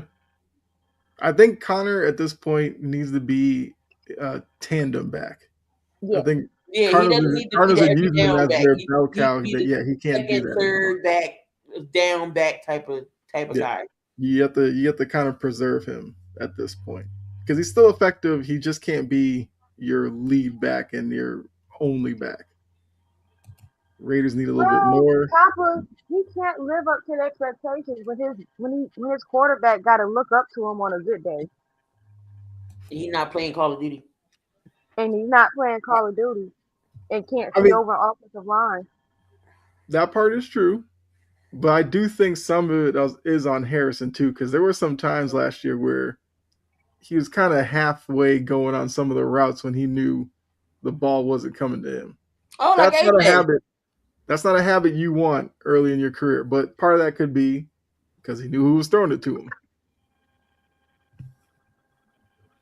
But so, yeah, I mean, the expectations I think people put on Harrison was like he was the best wide receiver to come out of college in a little bit. He hasn't lived up to that yet. His dad will get on his ass. Mm-hmm. I can't see Marvin yelling at him because he's so damn quiet. Wasn't Marvin kind of sneaky crazy? Because didn't Marvin have some gun thing? Yes. You know what he did? I remember that story, and I was like, that dude? Yeah. Oh, go ahead, Jory. Do not let that fool you because my dad acted like the perfect angel to everybody else. I knew he was a heathen. And I know he treated like shit. Like Yeah. everybody else that he coaches, he was perfect. Kid. Well, yeah, that's how parents are. Other people's kids are fine. Their own kids, that's a whole different animal. Exactly. So he's definitely going to get in his ass. Hey, gotta talk about Kyler. We're talking about the Cardinals. Speaking of the Cardinals, Cliff Kingsbury is now the OC with. They said he's with the Rams, but they didn't say what position though. They said he's a. He's just on McVay's staff. Come on. I mean, hey, the way these teams love McVay's coaching tree, that would probably be the quickest way for Kingsbury to get back into head coaching circles if he actually wants that. I don't know, but I thought it was an interesting move, and I think the Cardinals going with LaFleur, a guy who knows the division. I guess I understood why they went that route, but like you said, they have to kind of get the quarterback situated, which is the most important position, and then the rest of it will probably fall in line. Harrison did have some drop issues. Who blocked the Kyler possible trade? I don't know. Possible trade to who? I wouldn't think Kyler would have any interest right now, necessarily. Let's see. All right. I mean, that's all I have NFL-wise. So let's go NBA. Trade deadline. A little bit more action than we might have thought. Biggest moves from the deadline. Harden moving from the Clippers to the Cavs. Then the Clippers turn around and trade Zubac to the Pacers, where they get a decent package from Indiana. They get Mathurin and some picks and some other guys. And there's a couple other moves that were. I feel like there was nothing necessarily too groundbreaking because some of the bigger names stayed put. So, who were you more surprised by them staying? Was it Giannis not getting dealt? Ja, who didn't get dealt even after Jaren Jackson was traded away? Michael Porter Jr., who we kind of thought was destined to be traded from Brooklyn, he sticks around. Seems like the third or fourth year in a row, Sabonis was potentially on the move in Sacramento. He doesn't get dealt away. Cat was unhappy with the Knicks. They don't trade him either. And I guess LaMelo. Some people were like, free LaMelo. But none of those guys were traded. Like, who was the more surprising to you that they weren't dealt? I'm going to say Ja because they were talking about, trading them. But at the end of the day, it's all about what's best for the team package-wise. It probably wasn't no good deals that was team-wise that made sense. Mm-hmm. Not surprised Giannis didn't get moved. They're probably going to wait to the offseason. They're probably going to shut Giannis down this season. Because, even though Giannis expressed where he wanted to go, I don't got to cater to your needs. For one, you don't have a no trade clause, so I'm not going to send you where you're happy. I'm going to send you who give me the best deal for you. If Utah gives me 99 first round picks, that's where your ass is going. You're going to Utah. Mm-hmm. Papa, don't believe that Danny Ainge propaganda. No, I was just using Utah for example. I don't. No, Jory's talking about Utah up and coming because of some of the moves that they made. But I'm just saying, like, if Brooklyn offers me if whoever offers me the best deal is getting Giannis, so I'm not going to send him to where, you want to go to. But Danny Ainge was cooking this draft. I mean, this free agency trading deadline. Jaren Jackson Jr., but he did ship off Clayton. Well, Clayton. But we don't see many Utah games. I know they're not that great, but they compete. They do win some games. George is good. Yeah, Keandre George having a really good year. We can definitely see what direction they're going into. Chicago, I'll save that for the burn. But I mean, Bulls fans are beside themselves with the Bulls right now. Like, I don't know. But and then Mike Conley, which is fun. This is funny. So Mike Conley, he was in that trade as well. Yeah. And then I forget who get him. They buy him out, and guess where he's going back? He's going back to Minnesota. So pretty much Minnesota just got his contract dumped off their books, and he re-signed. That was smart. They could re-sign him for a much smaller number now. Yeah. Yeah, I mean, you don't see that a lot. I mean, I think the Utah thing, well, one... You have to have a player that's willing to do it, too. Right, absolutely. And, Conley knows he doesn't have many more years left in the league, so he's going back to where he's comfortable. I completely understand that. For Utah, one, they're going to have to decide Walker Kessler, who's a free agent this offseason. I'll take him. I think a lot of teams would line up for Walker Kessler if, Utah allows him to test free agency. But if they did bring him back and you're looking at a roster surrounding Lauri Markkanen, like Kessler, Jaren Jackson, Keontae George. You have Ace Bailey, who I guess whatever they figure out to do with him, it's not a terrible starting point. Now, they're still going to they still have some work to do.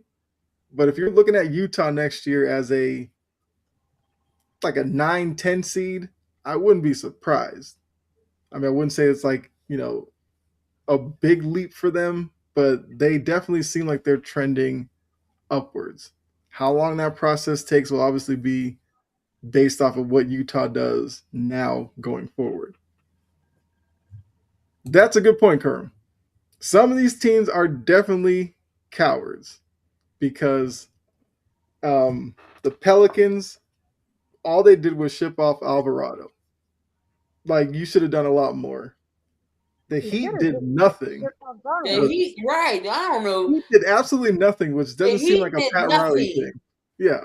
So I don't know if they put all their eggs in the Giannis basket, and then when they didn't get him, they were just like, oh, well, I guess this is what we got. The Knicks acquired Alvarado. They didn't really do much of anything else. I was a little surprised by that. I want to be mad at my Lakers, but they got rid of Gabe Vincent, so there's that. Yeah, you was happy about that. Mm-hmm. Yes.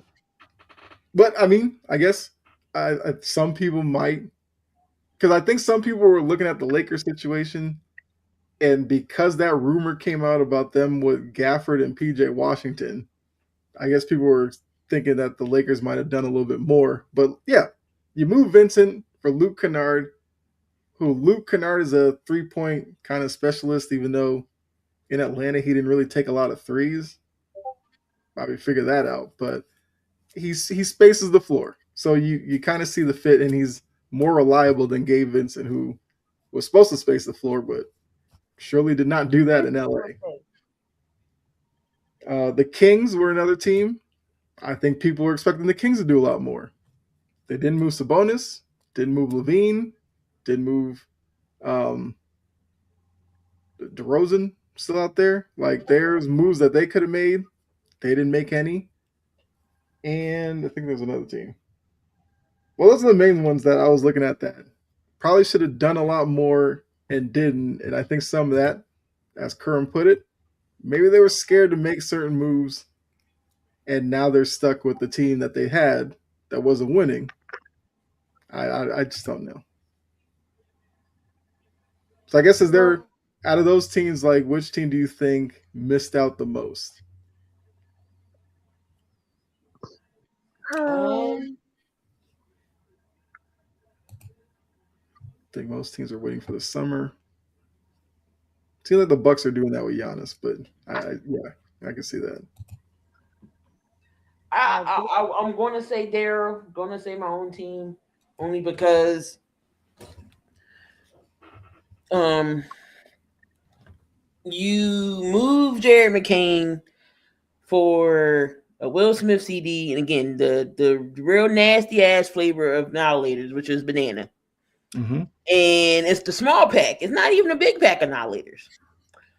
and you get a late ass first round pick in return, and I think a second round pick to get back into drafting because we didn't have any first rounds.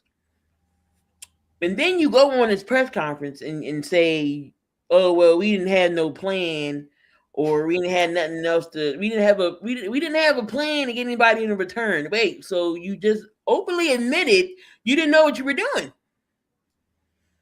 Embiid begged you to get somebody. Help me. You did nothing. You get rid of Eric Gordon. Why? Because you wanted to be under a luxury tax. Mm-hmm. Josh Harris makes millions. Well, billions. He owns the Devils. He owns the Commanders. You mean to tell me he's caring about the luxury tax and not helping this team win a championship? We haven't won one since 83. It is 2026. We haven't sniffed the NFC. I'm thinking about football. We haven't sniffed the Eastern Conference Championship or the finals since 2001. I was born in 2001. 2001. The AI years, yeah. AI carried a no-name team to the finals. Was we going to beat LA? Absolutely not. Did anybody think we was going to get that first win? No. Nope. You had opportunities to get there. You let Jimmy walk. You signed Tobias Harris to a horrible-ass contract. You get Ben Simmons when you could have drafted 99 million people way better than Ben Simmons. Do I got to go through the list? We had Darren Fox. We had Donovan Mitchell. We had Jason Tatum, who Danny Ainge fleeced the Sixers with. They was like, oh, we want Tatum. But you know what? So they was like, okay, well, we're gonna give you the number 1 pick, and we'll take number 3. And guess what? We're still gonna take Jason Tatum. Danny Ainge wanted to think that Boston didn't want Jason Tatum. They wanted Jason Tatum, just said not number 1. Mm-hmm. Yep. So Danny Ainge fleeced us, and we get Mikal Fultz. All these people that we got, we no longer have. How do you give up Mikal Bridges on draft day? Do you know how excited I was? Because y'all know Villanova my team. Do you know how excited I was? I'm like, oh my God, we got Mikal Bridges. And then we trade him. I forgot nobody's not even in the league no more. Yeah. I forgot that was a draft day deal. So Daryl Morey's another one that needs to go. Josh Harris don't care about his Sixers team, in my opinion. Mm-hmm. It's always the Commanders this. He turned New Jersey Devils around on a profit. Now they worth 3 times more than what he paid for. Can you do something with your basketball team, sir? You doing everything possible for all your other teams but the one in Philadelphia. The one that needs the most help, really. Okay. And the luxury tax thing is a real thing because the Celtics did that too. They got under the luxury tax with the trading Simons out, getting Vucevic in, and then trading out Minot and a couple of guys on the end of the roster because repeater taxes and all that are ridiculous. Like the Celtics had a payroll for the roster of like $540 million because of repeater taxes. By getting under the luxury tax, now their bill is only like $185 million. Just from the work that they do. I get it. These teams was trying to get under the luxury tax and that second apron. I understand it. But at the same time, you got to do what you got to do if you want to win basketball. If you win championships, you're going to say F that luxury tax. You know why? Because you spent money to get who you needed to get so the team could win. And not just don't do nothing. You literally gave up on Jared McCain. When he literally was in the running to be rookie of the year if he didn't get hurt. You literally just gave up on him. He could have been on the second unit running the second team because we already know he wasn't going to be in the starting lineup with VJ Edgecombe the way he's playing. And with Paul George being out, McCain could have definitely clearly got some minutes. I was say, do you think the Paul George suspension hurt some of their plans at the deadline? Maybe. ship PG out of here. Murray was like, oh, PG, VJ, Maxey, and Embiid is untouchable. After that, I'm trading Paul George. Yeah. Trade him to China. But yeah, for the first time ever, I'm not looking forward to nothing Philly related. I'm not looking forward to baseball because the Phillies do the same shit every year, break my damn heart. The Eagles, we a dysfunctional family right now. Mm-hmm. So yeah, I'm just here. So Tom, to answer your question, all right. I kind of gone around to the Vucevic deal, and then when the Clippers traded Zubac to Indy, I was shocked about that. That was the guy I wanted the whole time, but then I knew Boston couldn't match what Indy gave up, so I'm fine with the decision the Clippers made. I think Vucevic for a year, because he's like 35 on an expiring contract, he works with Joe Mazzulla's offense. Mazzulla will like the fact that Vucevic can shoot the three. You can run kind of your offense through him around the free throw line. He's a good passer. I feel like I'm fine with that part of it. I need to see defensively. He's not great on defense. Yeah. So I need to see how Boston's system can work with Vucevic out there. I mean, Garza's not a great defender either, but he somehow makes it work because Garza's he works on the boards. I think Vucevic can do that. If Vucevic does nothing more than just rebound, I'm fine with it. And plus, he can get you at least. He can get you 15 to 20 points. Right, and if he's going to spread the floor and he can shoot well enough from three, I'm perfectly okay with it. I went into it wanting Zubac, didn't get him. Vucevic, I guess, would probably be the second best option based off of guys who actually were moved.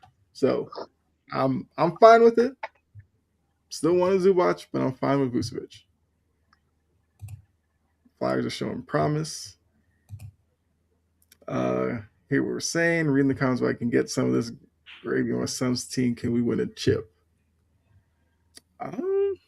Look, say what y'all want. I know we troll Dylan Brooks, but Dylan Brooks is a baller. I love that he's finally embraced being a villain. He didn't want to do it before, and now that he's done it, he's playing well. He can shoot. He is shooting very well. Mm-hmm. I mean, I've always liked Dylan. Like I said, every team needs a villain. Every team needs to have a villain on their squad, and Dylan Brooks fits the bill. So he didn't want it at first. That was my only problem, is that he acted like a villain, but didn't want a villain when people called him a villain. He didn't want that. Now he doesn't care. He's starting stuff with everybody. He just doesn't care anymore. Falling apart when they traded him. Mm-hmm. Yeah. Oh, there's rumors going around. Adam Gase could join the Chargers as an offensive assistant. So are both Harbaughs dumb or slow? God help us all. Gase, the man who failed as a head coach and fell like all the way down to the high school ranks, is now gonna. Okay, well, hey. Well, maybe Justin Herbert has another excuse in him. He's got to work with Adam Gase. That is terrible. Yeah.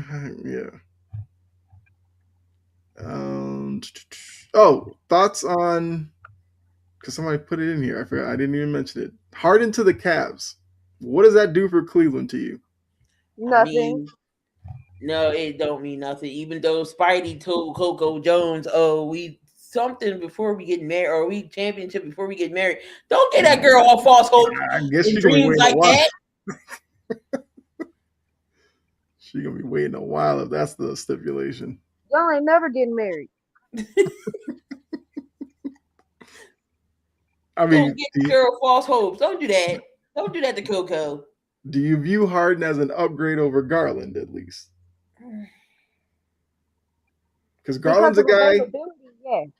Yeah, because Garland was usually hurt come playoff time. As far as the play, no. Okay. It's only one ball. You know Mitchell's gonna want the ball. Mobley, you want to have to feed him the ball.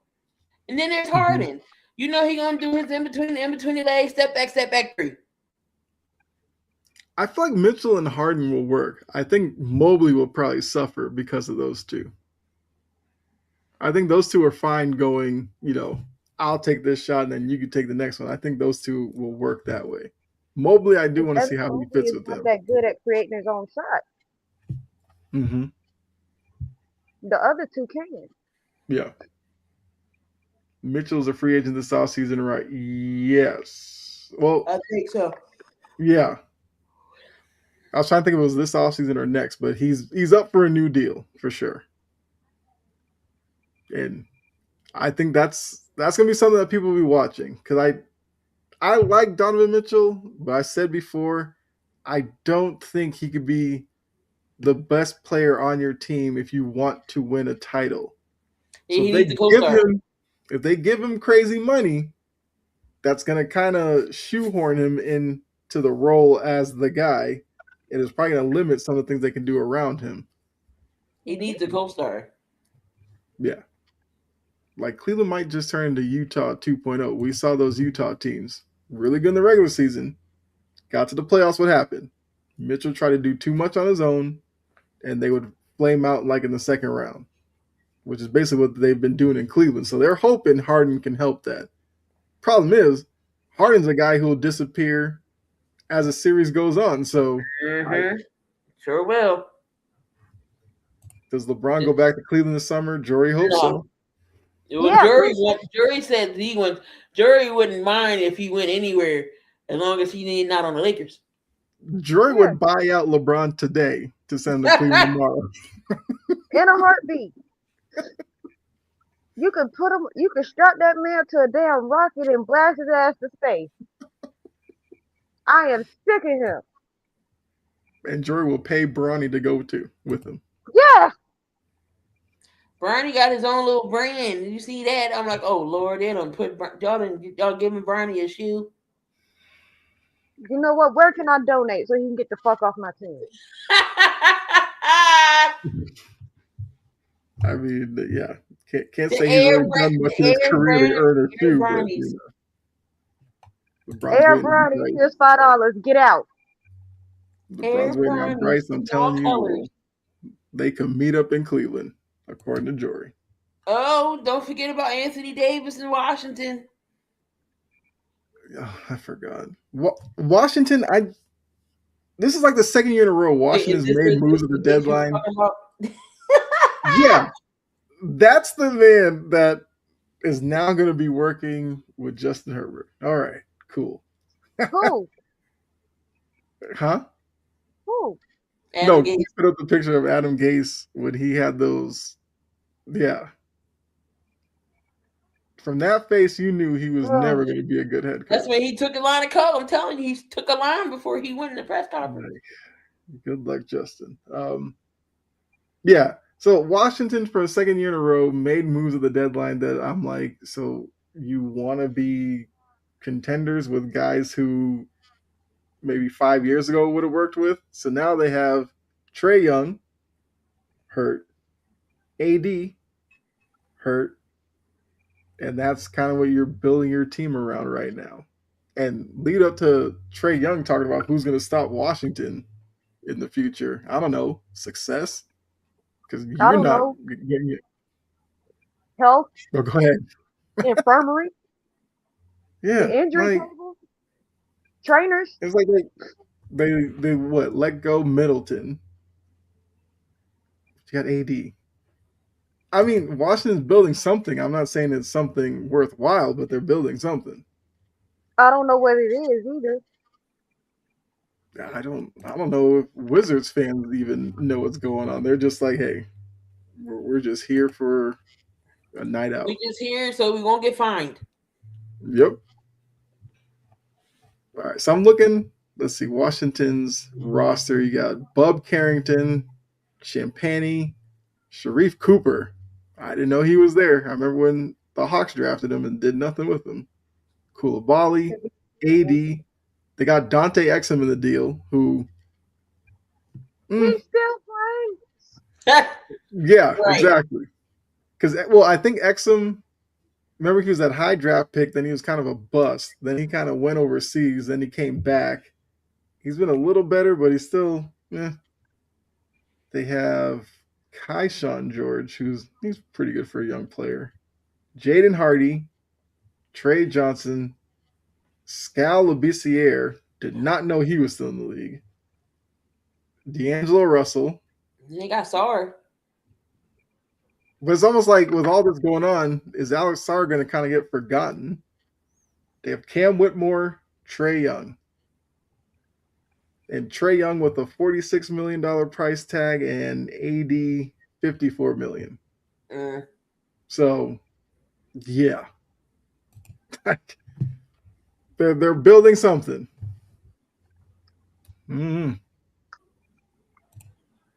Yeah, I forgot about that move because it was the year to the day of the Luka trade, and then they trade AD to Washington. Somewhere Nico Harrison's like, that's my handiwork. Oh God. We're going to remember it even more now because AD lasted less than a year there. And he only played 50-something games.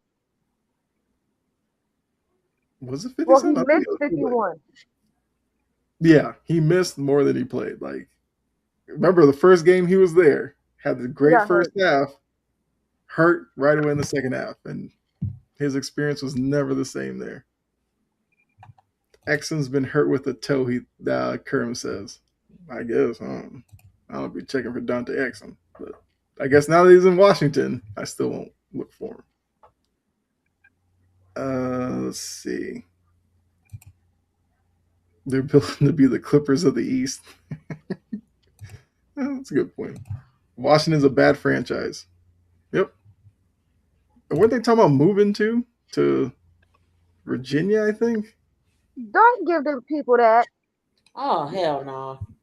The good people of Virginia do not deserve that. I mean, new scenery, man. I think it'll change the fortunes. Nope. You're going to make them people miserable. Mm-hmm. All right. So let's move on to... Wait, that's the wrong one. We have another version of our hardwood hierarchy. Always stumble over that. Where we have the teams tiered off. Hold on, I pulled the right one. That's not it either. Where is it? Nope. Why am I not finding it? Hold on a second. I knew it is in here.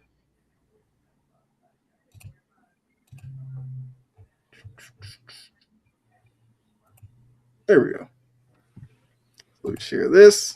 We'll go through this really quickly.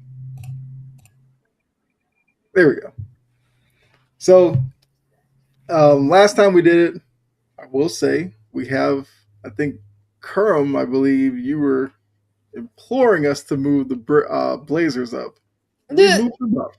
We moved them up to air balls and excuses because I feel like they've earned that. Right. And yeah, they're playing well. We'll give them that credit. Tank alert, Pelicans, nothing needs to be said the there. Usual suspects, right? Yeah. The Grizzlies, the Pacers, Wizards, the Nets, and the Kings. Self-explanatory. All bad franchises. Airballs excuses, we moved the Clippers up because they're playing well, although they've sold off a lot of their core. They'll probably drop back down. The Hawks moved down there. Another move we didn't talk about, Porzingis is now with Golden State. That was also another nothing move for me, but they wanted to get Kuminga out so bad. Yeah. And now Kuminga, somebody that's battling pot. Right. And now Kuminga joins a front court where you have Jalen Johnson, you have Reese Shea. Now you get to throw Kuminga into that. Okay. The Bulls, the Bucks, Blazers now, Jazz, Hornets, and the Mavericks. And Cooper Flag might be the only thing keeping the Mavericks from really moving down. He's like the only Right. thing worth watching in Dallas. For fool's gold again. I mean, uh, Look, the Suns are having a good year. I will give them that. I don't know if I'm ready to move them up yet. Yeah. Fool's gold. The Raptors moved down. I watched a couple of Raptors games. My God, is that team horrible in the half court. If they get to play in transition all day, they're one of the best teams in the league. Half court, they don't know what they're doing. Uh-uh. Lakers, we moved down to Fool's Gold. Sun's still there. The Heat are still there. The Magic, who I'm starting to get disappointed in because they're like a 500 team once again. And the Warriors. Warriors are on thin ice. They could move down probably in a couple of weeks, but we'll see how, Porzingis works out there if he ever gets over the illness and all that. Mid-range Mafia.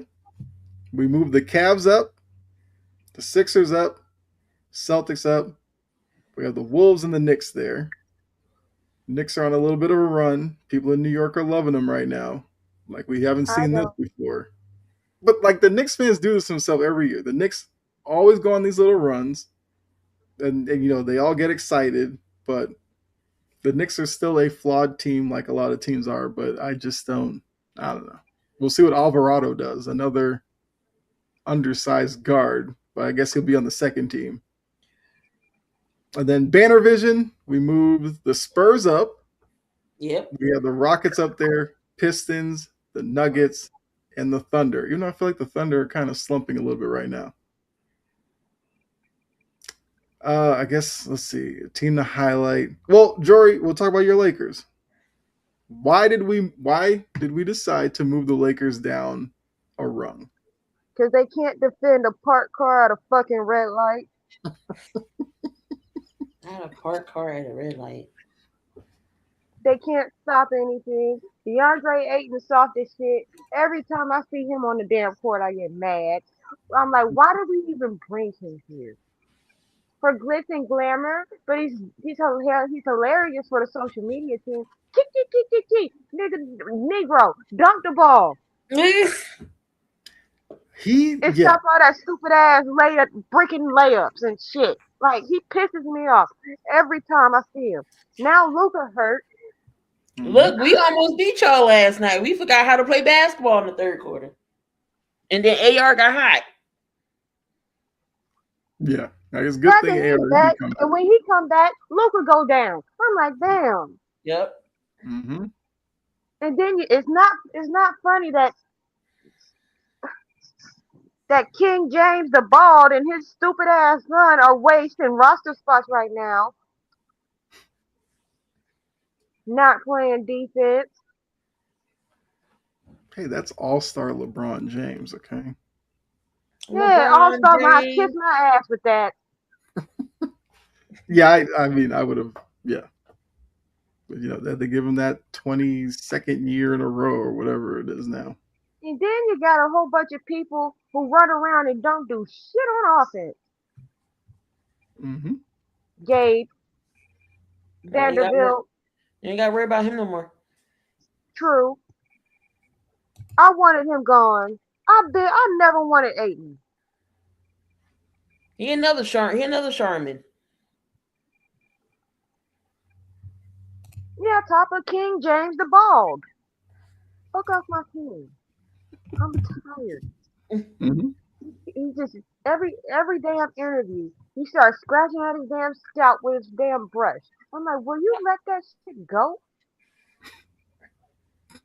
I know that hurts your head when you do that. You're not brushing anything. Right. What's he brushing? He got a combined 6 inches of hair on his head.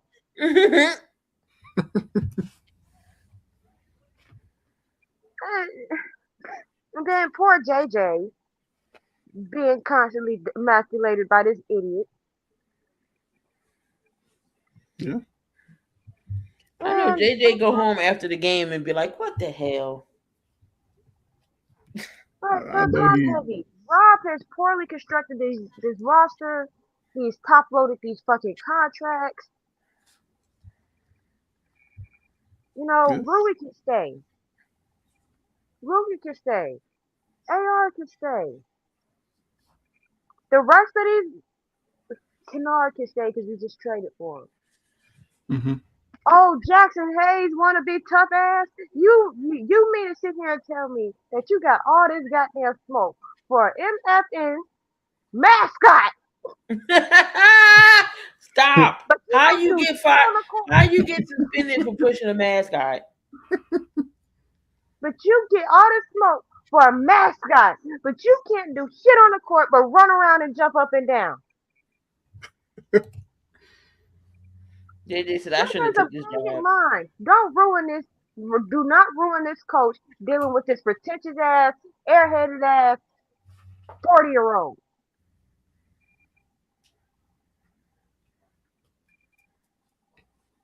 I'm like, and Jackson Hayes, he pisses me off because I'm like, you got all this smoke for a damn mascot, but your ass can't do shit but run around and jump up and down and look cute while doing it. He did the windmill dunk. That's the looking cute part. Right. I have expected him to miss it. Not gonna lie. I would have But laughed. he's I gonna really be in would the have dunk beat his ass contest, for bro. that. He's showing people what to expect. He's gonna be in the dunk contest. Oh God. I'm not watching that shit. I don't think a lot of people are. Not with his ass on it when the way he pissed me off so damn bad every time I see him on the court. Mm-hmm. Yeah. And then you got Rich Paul. You talking about the Eagles having a soap opera. The Lakers have their own goddamn reality TV show going on over here. Mm-hmm. Talking Rich about Paul Ricky still dating Hayes. Adele. Huh? Rich Paul still dating Adele. Yes. Yep. Go be with her. Go make her happy. Stop trying to call for Austin Reeves getting traded. Because I wish we could trade your ass to Mars. The fuck? Like, Mm-hmm. make it stop. And I know this team is a first round exit. All it is for a first round exit. Mm-hmm. Inconsistent offense. Can't do shit on defense. You got too many damn cooks in the fucking kitchen. Rich Paul don't know when to shut the hell up. LeBron don't know when to shut the fuck up. Aiton soft as baby shit. Don't nobody play defense. Nobody. Luka's version of defense is good. And he was doing better about that. He was doing so much better. Then he reverted back to this bullshit. I heard a stat. Slowest defenders in the league. I think Harden is the slowest. LeBron's the second slowest. And Luka's the third slowest defender. I believe it.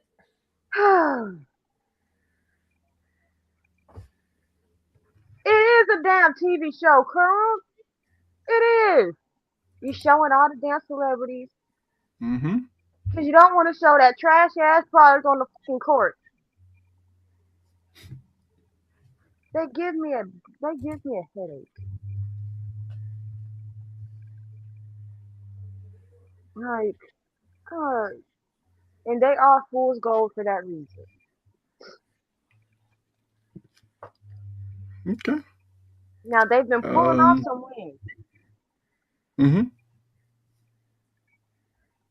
I'm not tempted to move them back up. The Lakers and restless. Yeah.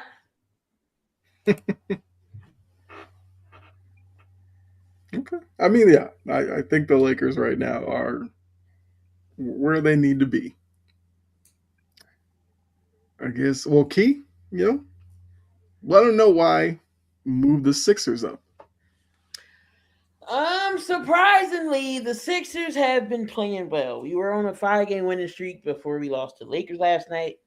Joel Embiid actually has been playing very well. Joel's been playing very well. VJ's giving you flashes. Maxi's giving you flashes. Sixers as a whole with 6 seed right now. We're not playing bad. So yeah, we moved them up to mid range. We'll see how long that lasts. We might go back down to fool's gold, but I like where the Sixers is at right now. Thomas says, build around Luka and Reeves. I kind of feel like that's the plan. You just have to get LeBron out the door. That's the problem. Big Bron and Little Bron both need to go. I mean, Bronny doesn't factor into anything. It's LeBron. Like you can't openly be like, hey, LeBron, play third fiddle to Luka and Reeves. Like he's just gonna be temperamental. He can somewhat. Both can go. Well, I assume if LeBron goes, Bronny's probably going to go wherever he goes anyway. Like, LeBron will get whatever team he goes to, be like, hey, call LA, get Bronny in here. But I'm sure if the Lakers pick up that phone, they'll be like, you want who? You want Bronny? We'll take that trade. I don't care what you can take him for free. Yeah. You can have him for $3.99. Free $99. He about to go to China when his dad retires. Send Bron and Bronny to Liverpool. Yeah. All right. I'll say Celtics moved up as well. My guy Psycho Joe coaching his behind off. They just beat the Rockets the other night. No Hauser, no Tatum, obviously, no Brown, no Vucevic because the trade had just happened. So no Simons either. And they beat the Rockets by like 24 with KD playing. And KD was frustrated the whole night. But that was probably Missoula's best coaching job of the season. Now tonight, they were down early to the Heat. They actually mounted a comeback and won that game late.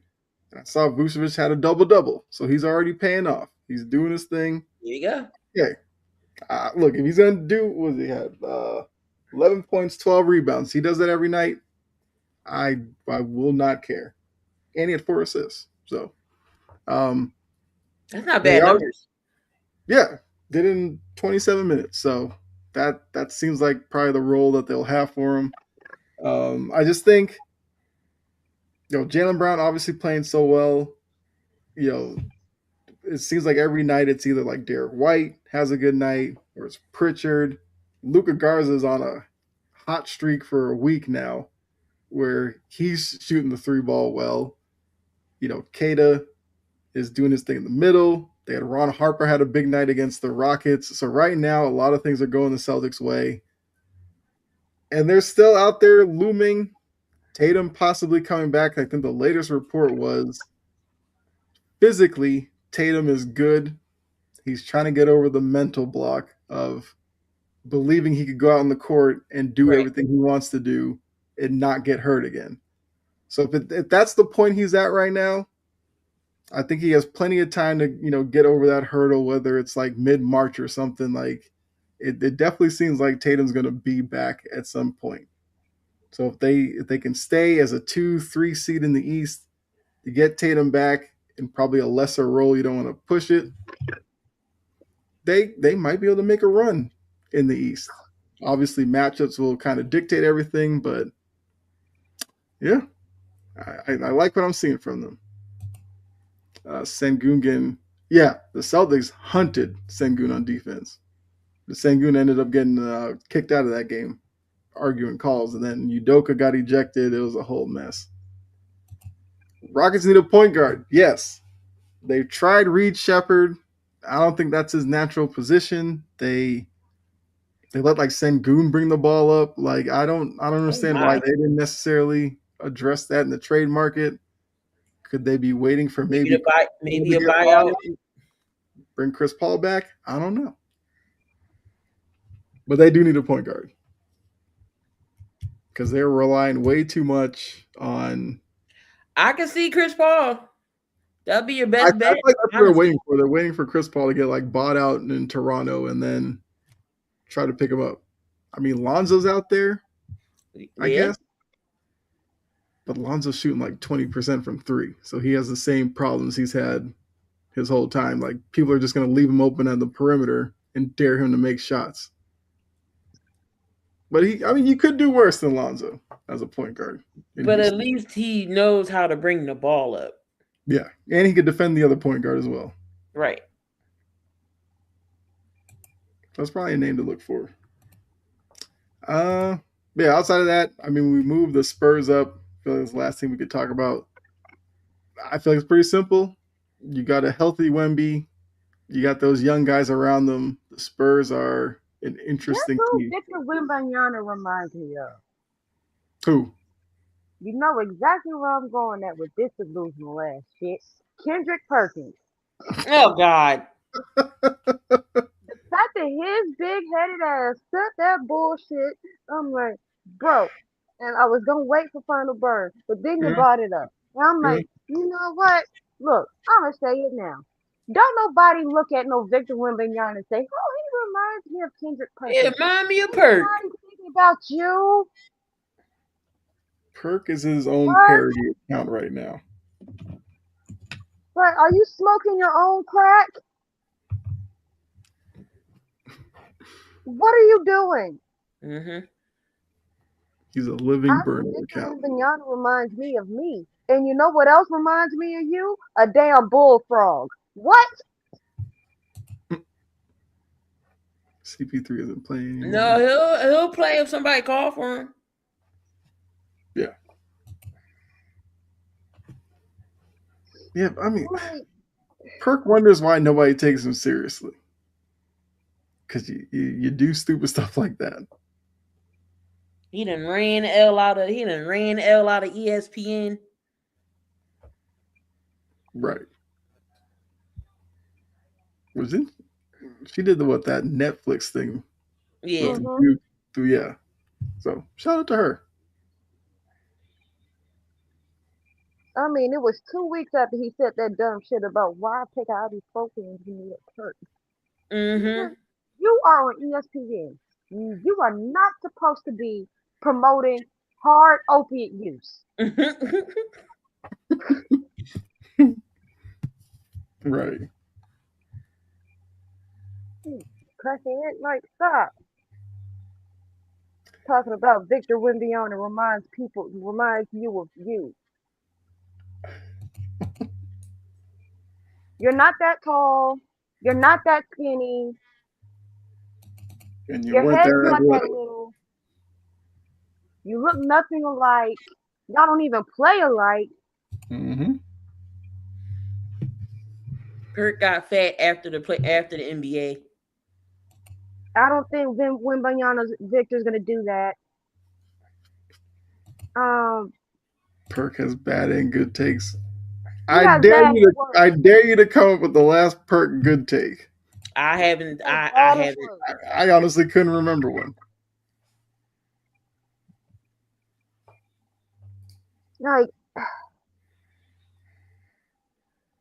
He pisses me off. When he said that shit, I'm like, bro, are you remembering that we watched you play? Are you forgetting that? I honestly think Perk thinks that the younger generation that he assumes watches him didn't, but it's like there are other people who did actually see you play that I grew still up know watching Perk. who you are. Yeah. What are we talking about? What? Perk is living. He's the basketball version of Shady and Acho. Perk is living in an alternate universe that only he lives in. Yeah, because Acho he talked like he done did shit, and if you pull his ass up, he only got 22 tackles. Look, at least Perk got a chip. Yeah. And Perk he helped with that. I will give him his credit.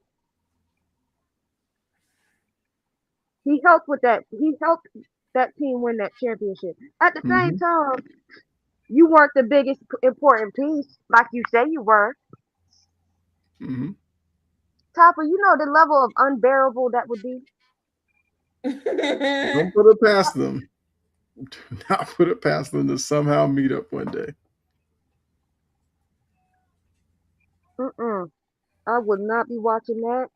because that is nothing but one big ass show of rage bait. Mm-hmm. And I'm easy to rage bait because I can't stand stupid shit. Kaylee, I'm not even gonna lie about that. I am very easy to rage bait. I do not like stupidity. Just like when that dumbass Drewski went up there and said what the hell he said. I'm like, Mm-hmm. bro, what the fuck is wrong with you? You said it right the first time. Now you over here just making up words, putting random syllables together, sounding like a baby for no fucking reason other than a key. Time and place. Gilbert dumbass can shut the fuck up too. Honestly, I haven't heard Gilbert in a while. You don't need to. Yeah, I actively choose not to listen to Gilbert. Because he's be loud and wrong, and has the emotional intelligence of a fucking gnat. And you also know who has that? Swaggy fucking P.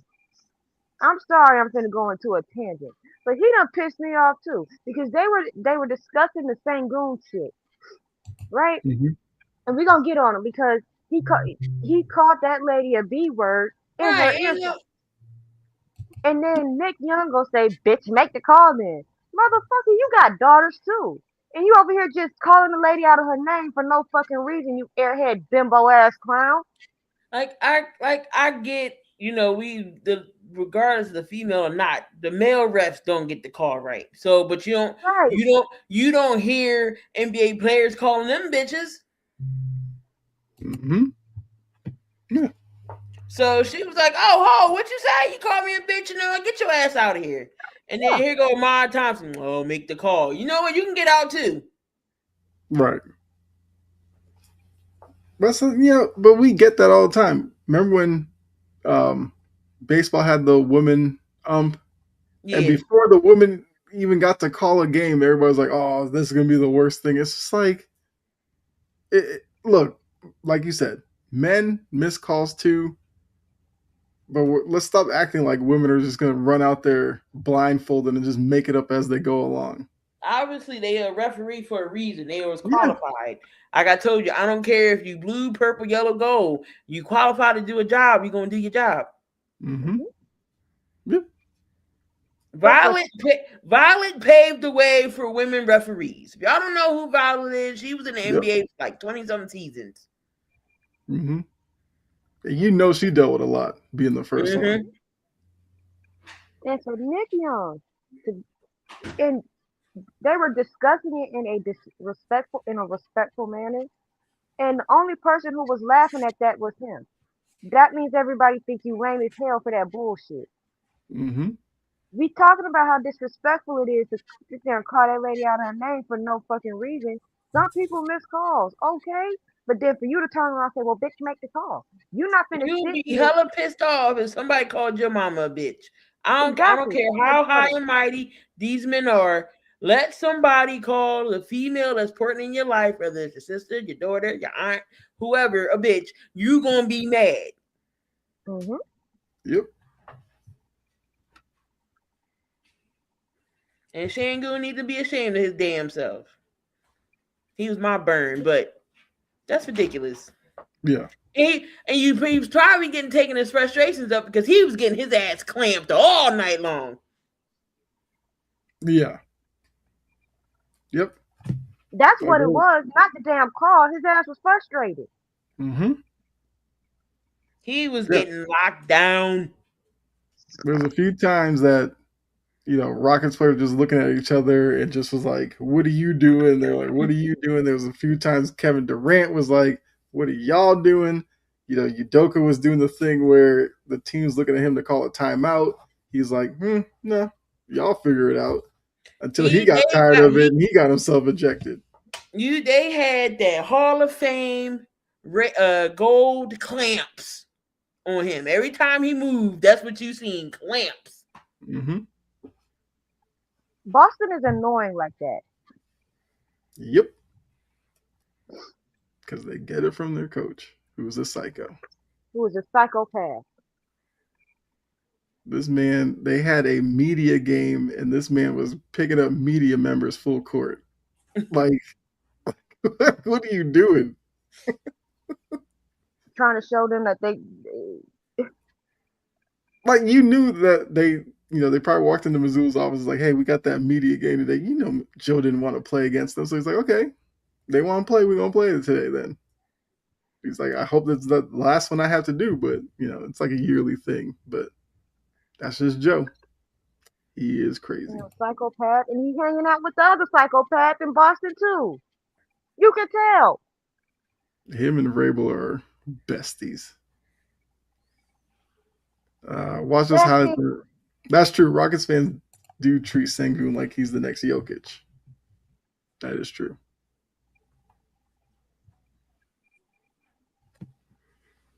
But I mean, look, we kind of started Final Burn, so I'm gonna let Jory go because mine was basically I already used it when we talked about the topic. So here's your list, Jory. The floor is yours. That's true, Kerm. Yeah, KD was yelling at Sengun to play defense. Cam Newton, you big ass, freaky ass frog with homeless looking hair. Let me tell you something. If I ain't met a man with with less discipline, self control, and overall respect of women, Cam Newton. Ladies and gentlemen, you can't be friends. Like, stupid. All you did is just show that you can't control yourself around women, and you could have kept that one in the draft. You work with women. You work with women. And you mean to tell me we all know now that there's a part of you that is thinking about who you want to sleep with. You can be platonic with a person and not have anything. You just gotta have self-control. It's doable. You got 11 kids. 11 kids. Mm-hmm. Let that thing sleep. And women are not just here for you to gawk at and sleep with. You keep sleeping with low vibrational, I mean, his first baby mom was pretty. She got some motion. The second one is a dumbass. No respect having ass clown. And you just really just admitted on national television that you won't think twice about cheating on her ass.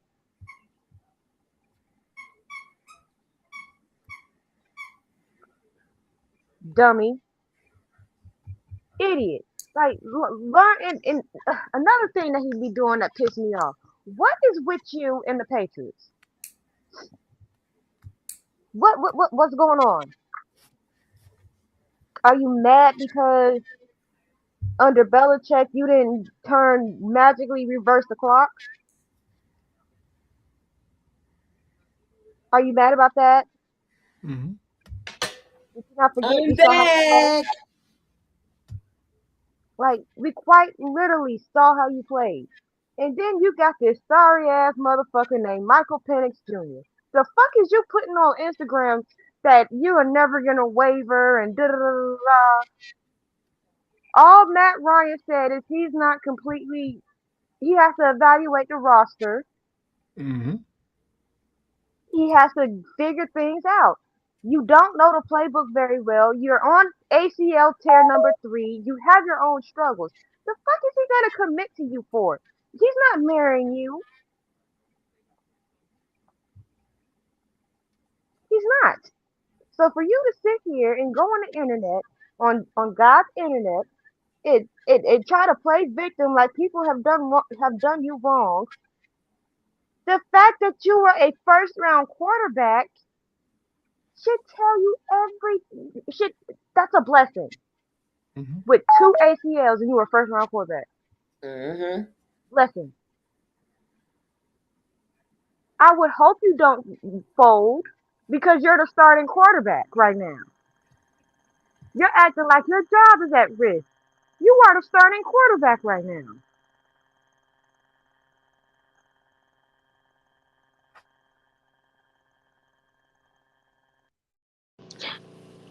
the thing about JJ, his the one thing about JJ I will say is that his situation is a little different. Cause but at the same time, isn't enough. But he might be one of those that take a couple of times to he might be a Sam Darnold. He could be a Sam Darnold. Michael Penix Jr. gonna end up retiring before he develops medically. Cause his knee's about gone. Yep. The Bulls are on here because they don't know what the fuck they're doing. Yeah, they definitely don't know what they're doing. How you got 10 guards? 10 guard. You got 10 guards on your team. 10 guards, no defense, no perimeter shooting, nothing.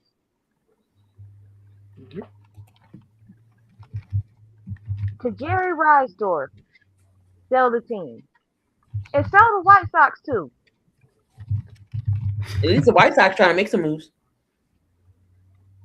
That is true. The White Sox are building towards something. The Bulls are just, yeah. So the Bulls have no one over 6'10", 10-point guards, Nope.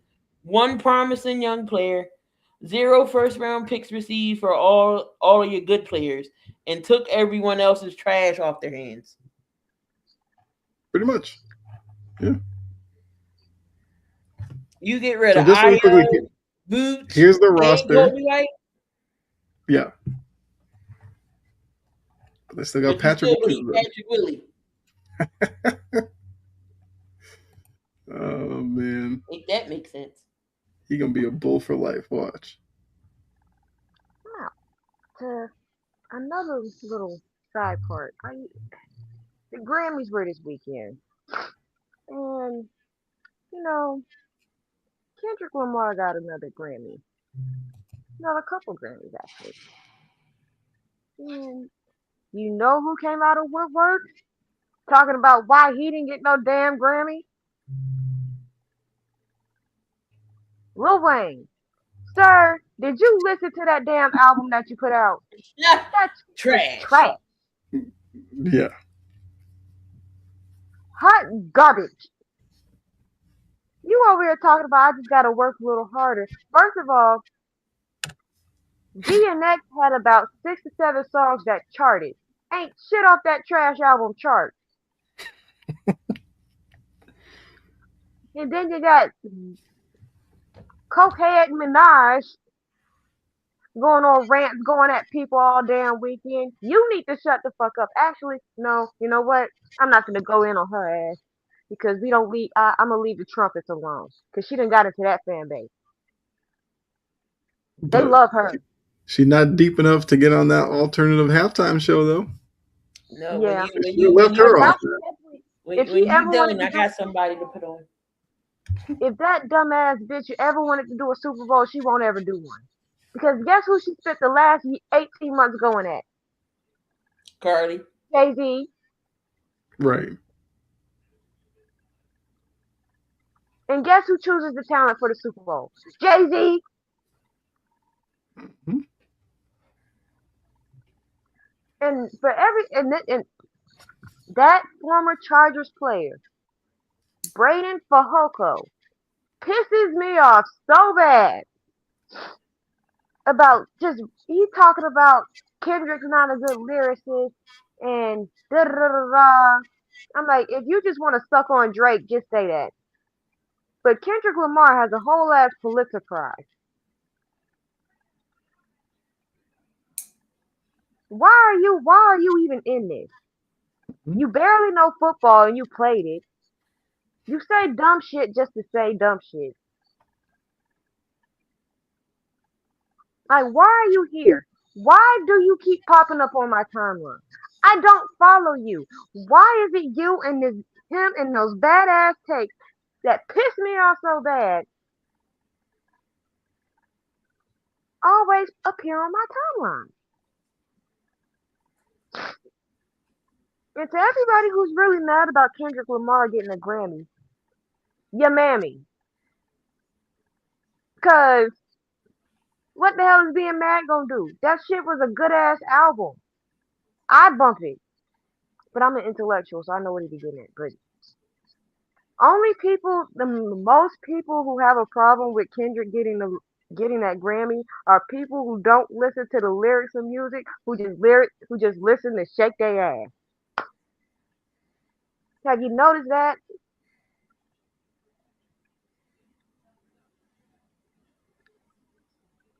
I got in on Sirianni earlier. Mm-hmm. Um, I got on Tiffany Haddish. I mean, the children left behind. Yeah. Drewski and Tiffany Haddish. Mm-hmm. Actually, no, they were actually passed when they shouldn't have been. I don't. Every time I look at Tiffany Haddish, to me, it looks like she is fighting with one brain cell and it is struggling. Struggling to stay on. And MVP voting. Look, you vote for who you vote for. But the people, if you find out that somebody just wasted a vote on somebody who never had a fucking chance, strip their vote. They're not voting no more. People like that Sam idiot that just threw a vote away on Justin Herbert. People like Dan Orlowski who just can't be unbiased for shit. We know that Dan would vote for Stafford because that's his buddy. Just say that. Oh no, he did say it. He said it on NFL Live. Because I think they pressed him about it, and he was like, "Look, I know the man, I know the family, and I'm friends with him. I want to see my friend do well and win." So he let us know. You're a bitch. That's not what the fuck that award is for. Mm-hmm. Value. Value. Value. Value. Value. Value. Yep. And can I get on Acho and Shady for that shit they did last week that I didn't get to say? Yep. Because last week really did piss me off. Also, I can't stand the internet. Well, the internet over here. Mm-hmm. Why are you telling quarterbacks not to listen to their coaches?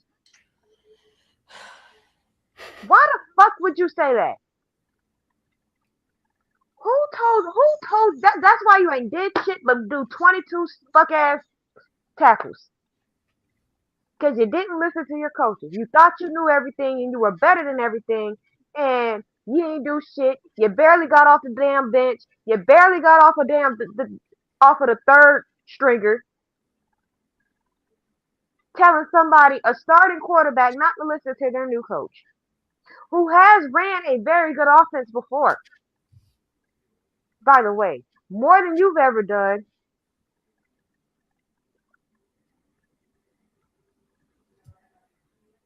Why are we telling people that? Y'all trying to get people traded and out of the league. Listening to you. Mm-hmm. That's it. I'm done. I got one more to add, and I know we Yep. usually we just don't strictly stay to sports here, but I got a bone to pick with Glorilla's sister. Ooh, yes. I got a bone to pick with her. Did you just say she obligated to pay you $2,500? 25, not $25K. She only want $2,500. That's all she want. If I'm Glorilla, I'm giving it to her so she can shut the hell up. But anyway, You doing all this shit for $2,500? I am just because she told me some because we struggled together. Just because I'm doing something with myself, I'm not obligated to help family. It's not my job description to say, "Oh, I got to help you." Now, moms, okay, that's a different story.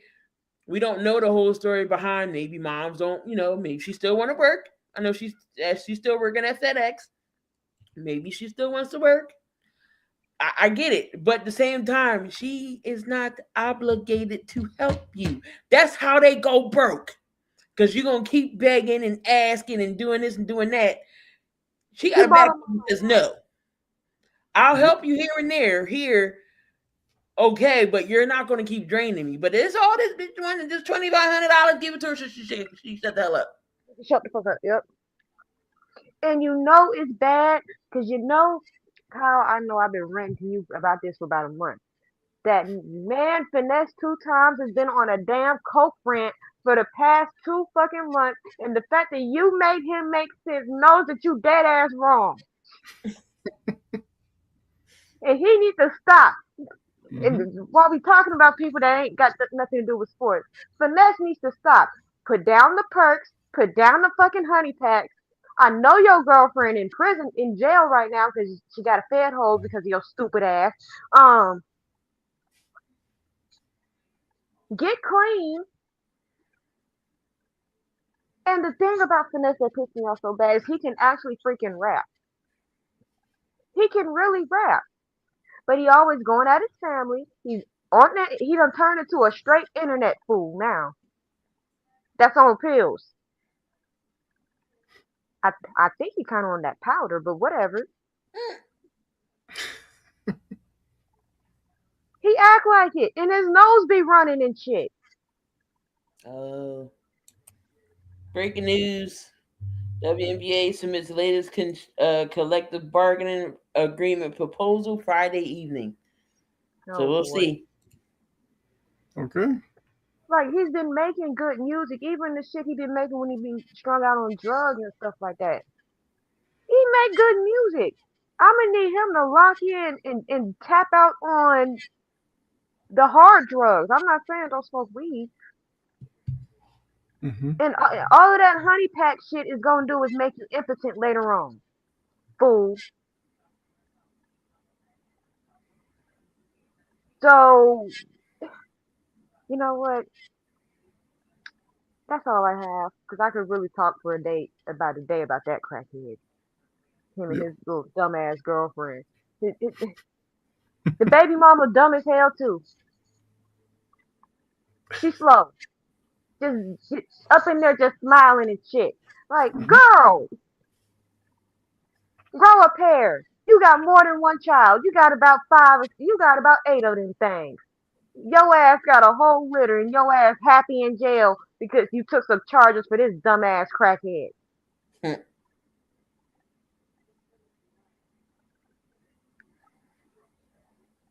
Disappointed.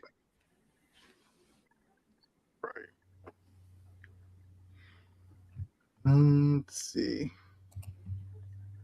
Stafford retired. Nope. Stafford said he's coming back for 17th year.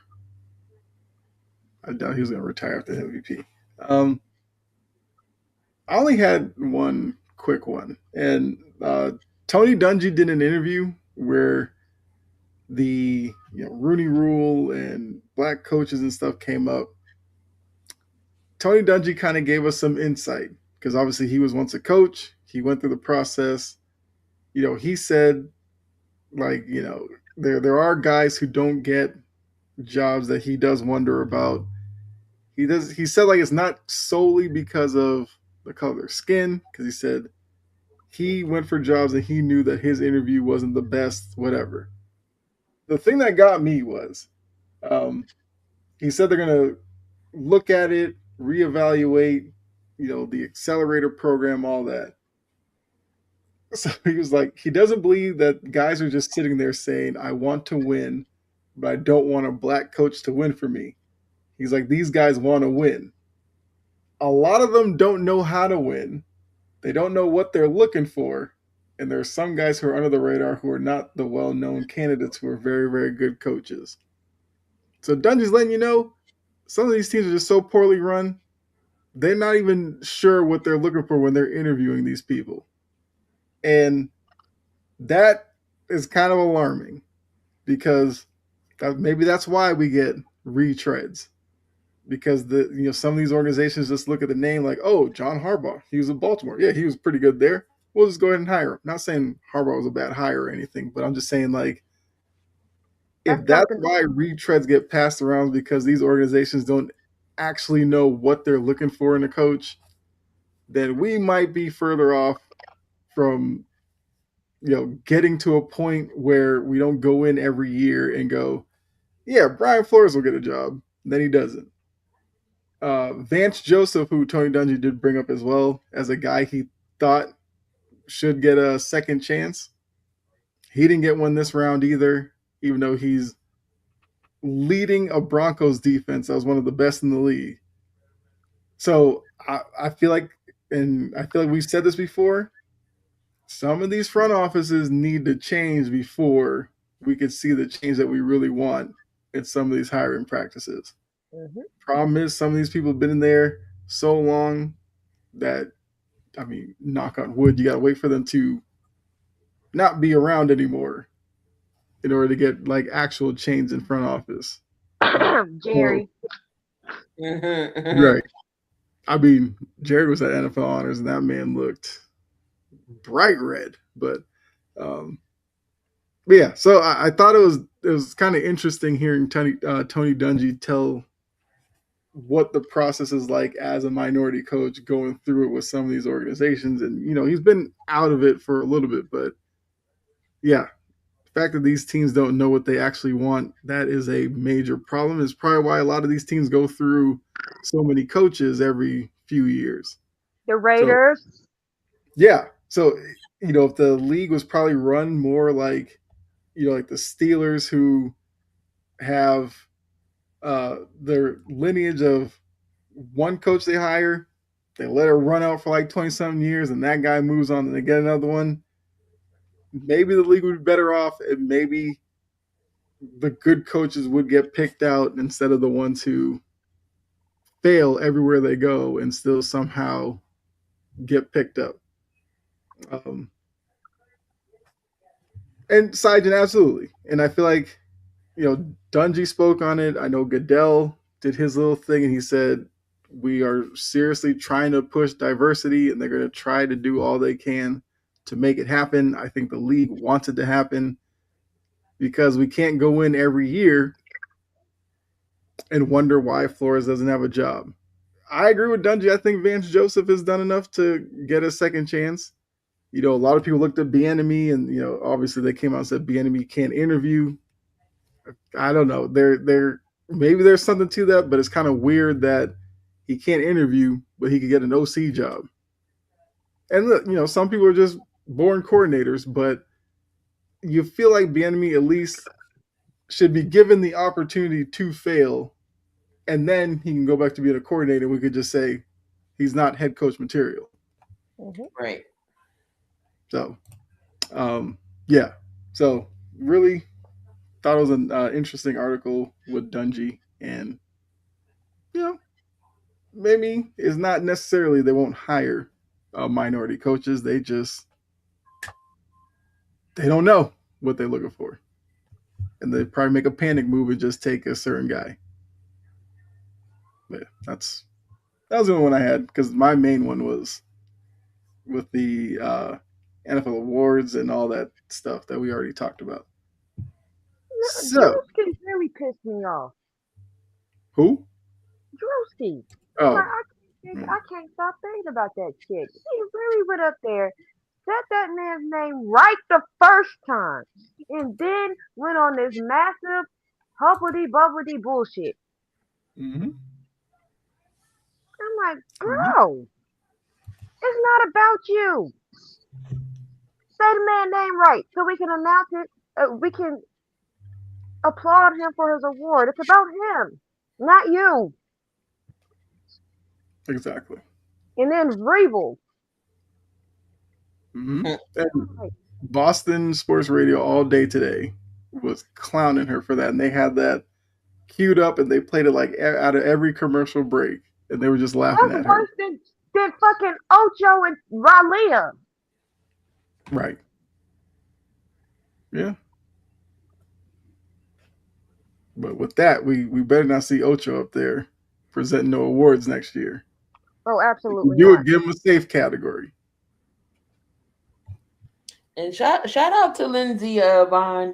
She tore her ACL last week. Her ass still skiing. How? How? Yeah. They asked Diggs about that. He was like, "She doing what?" Like, yeah, she's gonna do downhill skiing, and she just tore her ACL like last week. He's like, "Shout out to her for trying it." He's like, hope she doesn't do anything more damage. But Diggs also said like when you tear your ACL for like a week or two, you feel like you can still run and stuff, and then you kind of really feel that pain, and then you have to go like under the knife. So if she can do it, that's gonna be a crazy Olympic story that she can kind of tell. She wins medals over it. That's gonna be crazy. Yeah, I won 4 gold medals on a torn ACL. Excuse me? Yeah, that's crazy. Oh yeah, Winter Olympics. Well, kicked off yesterday, but the like opening ceremony was all about tonight. The curling.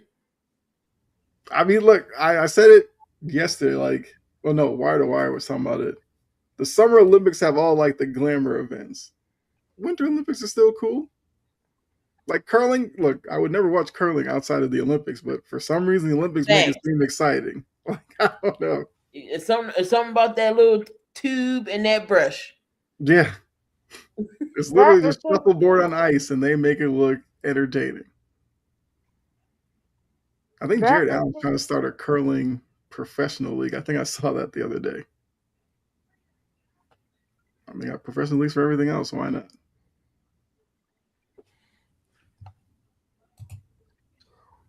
Still waiting on England versus Germany. There you go.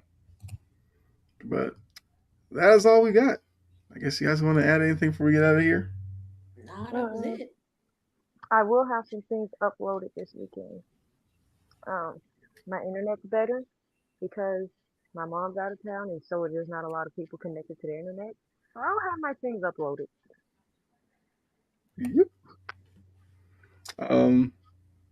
I mean, I feel like most of you in here are probably on the Discord. But if you're not, feel free to join it. You can talk to us when we're not live on the show. We have a WordPress where I've put a few things out there. Not articles or anything, but I've done some like recorded stuff on there. So you can check out those. And obviously, Jory will add some stuff on there as well. So just check out all of our stuff that's there if you want to, like I said, interact with us when we're not live here on Friday nights. No problem, Sajan. Appreciate you tuning in every week. I'm just so glad that I got to get through an entire show without bullshit. Yep. Because considering that last week was terrible, and I ended up having a meltdown. I really did. And I knew it was coming. It was coming that entire time. You know what? You just smelt the breakdown finna come. Yeah. Yeah. I was very glad that I actually got to sit there and talk for 2 hours and 50 minutes. I mean, hey, once was nice. We'll do it again next week. So yeah, make sure, obviously, check out the Super Bowl this weekend. We will talk about that next week. We will probably discuss some more NBA. Now, if the WNBA, the offer's been made, if they sign off on it, we'll definitely talk about that. Because, I mean, Unrivaled is definitely scratching that itch without the WNBA, but we got to have the W back. So we'll definitely talk about that if something happens on that front. And then if anything else happens, we'll talk about it and see. You guys see who's going to be on Final Burn next week. So for myself, Key, always in the building.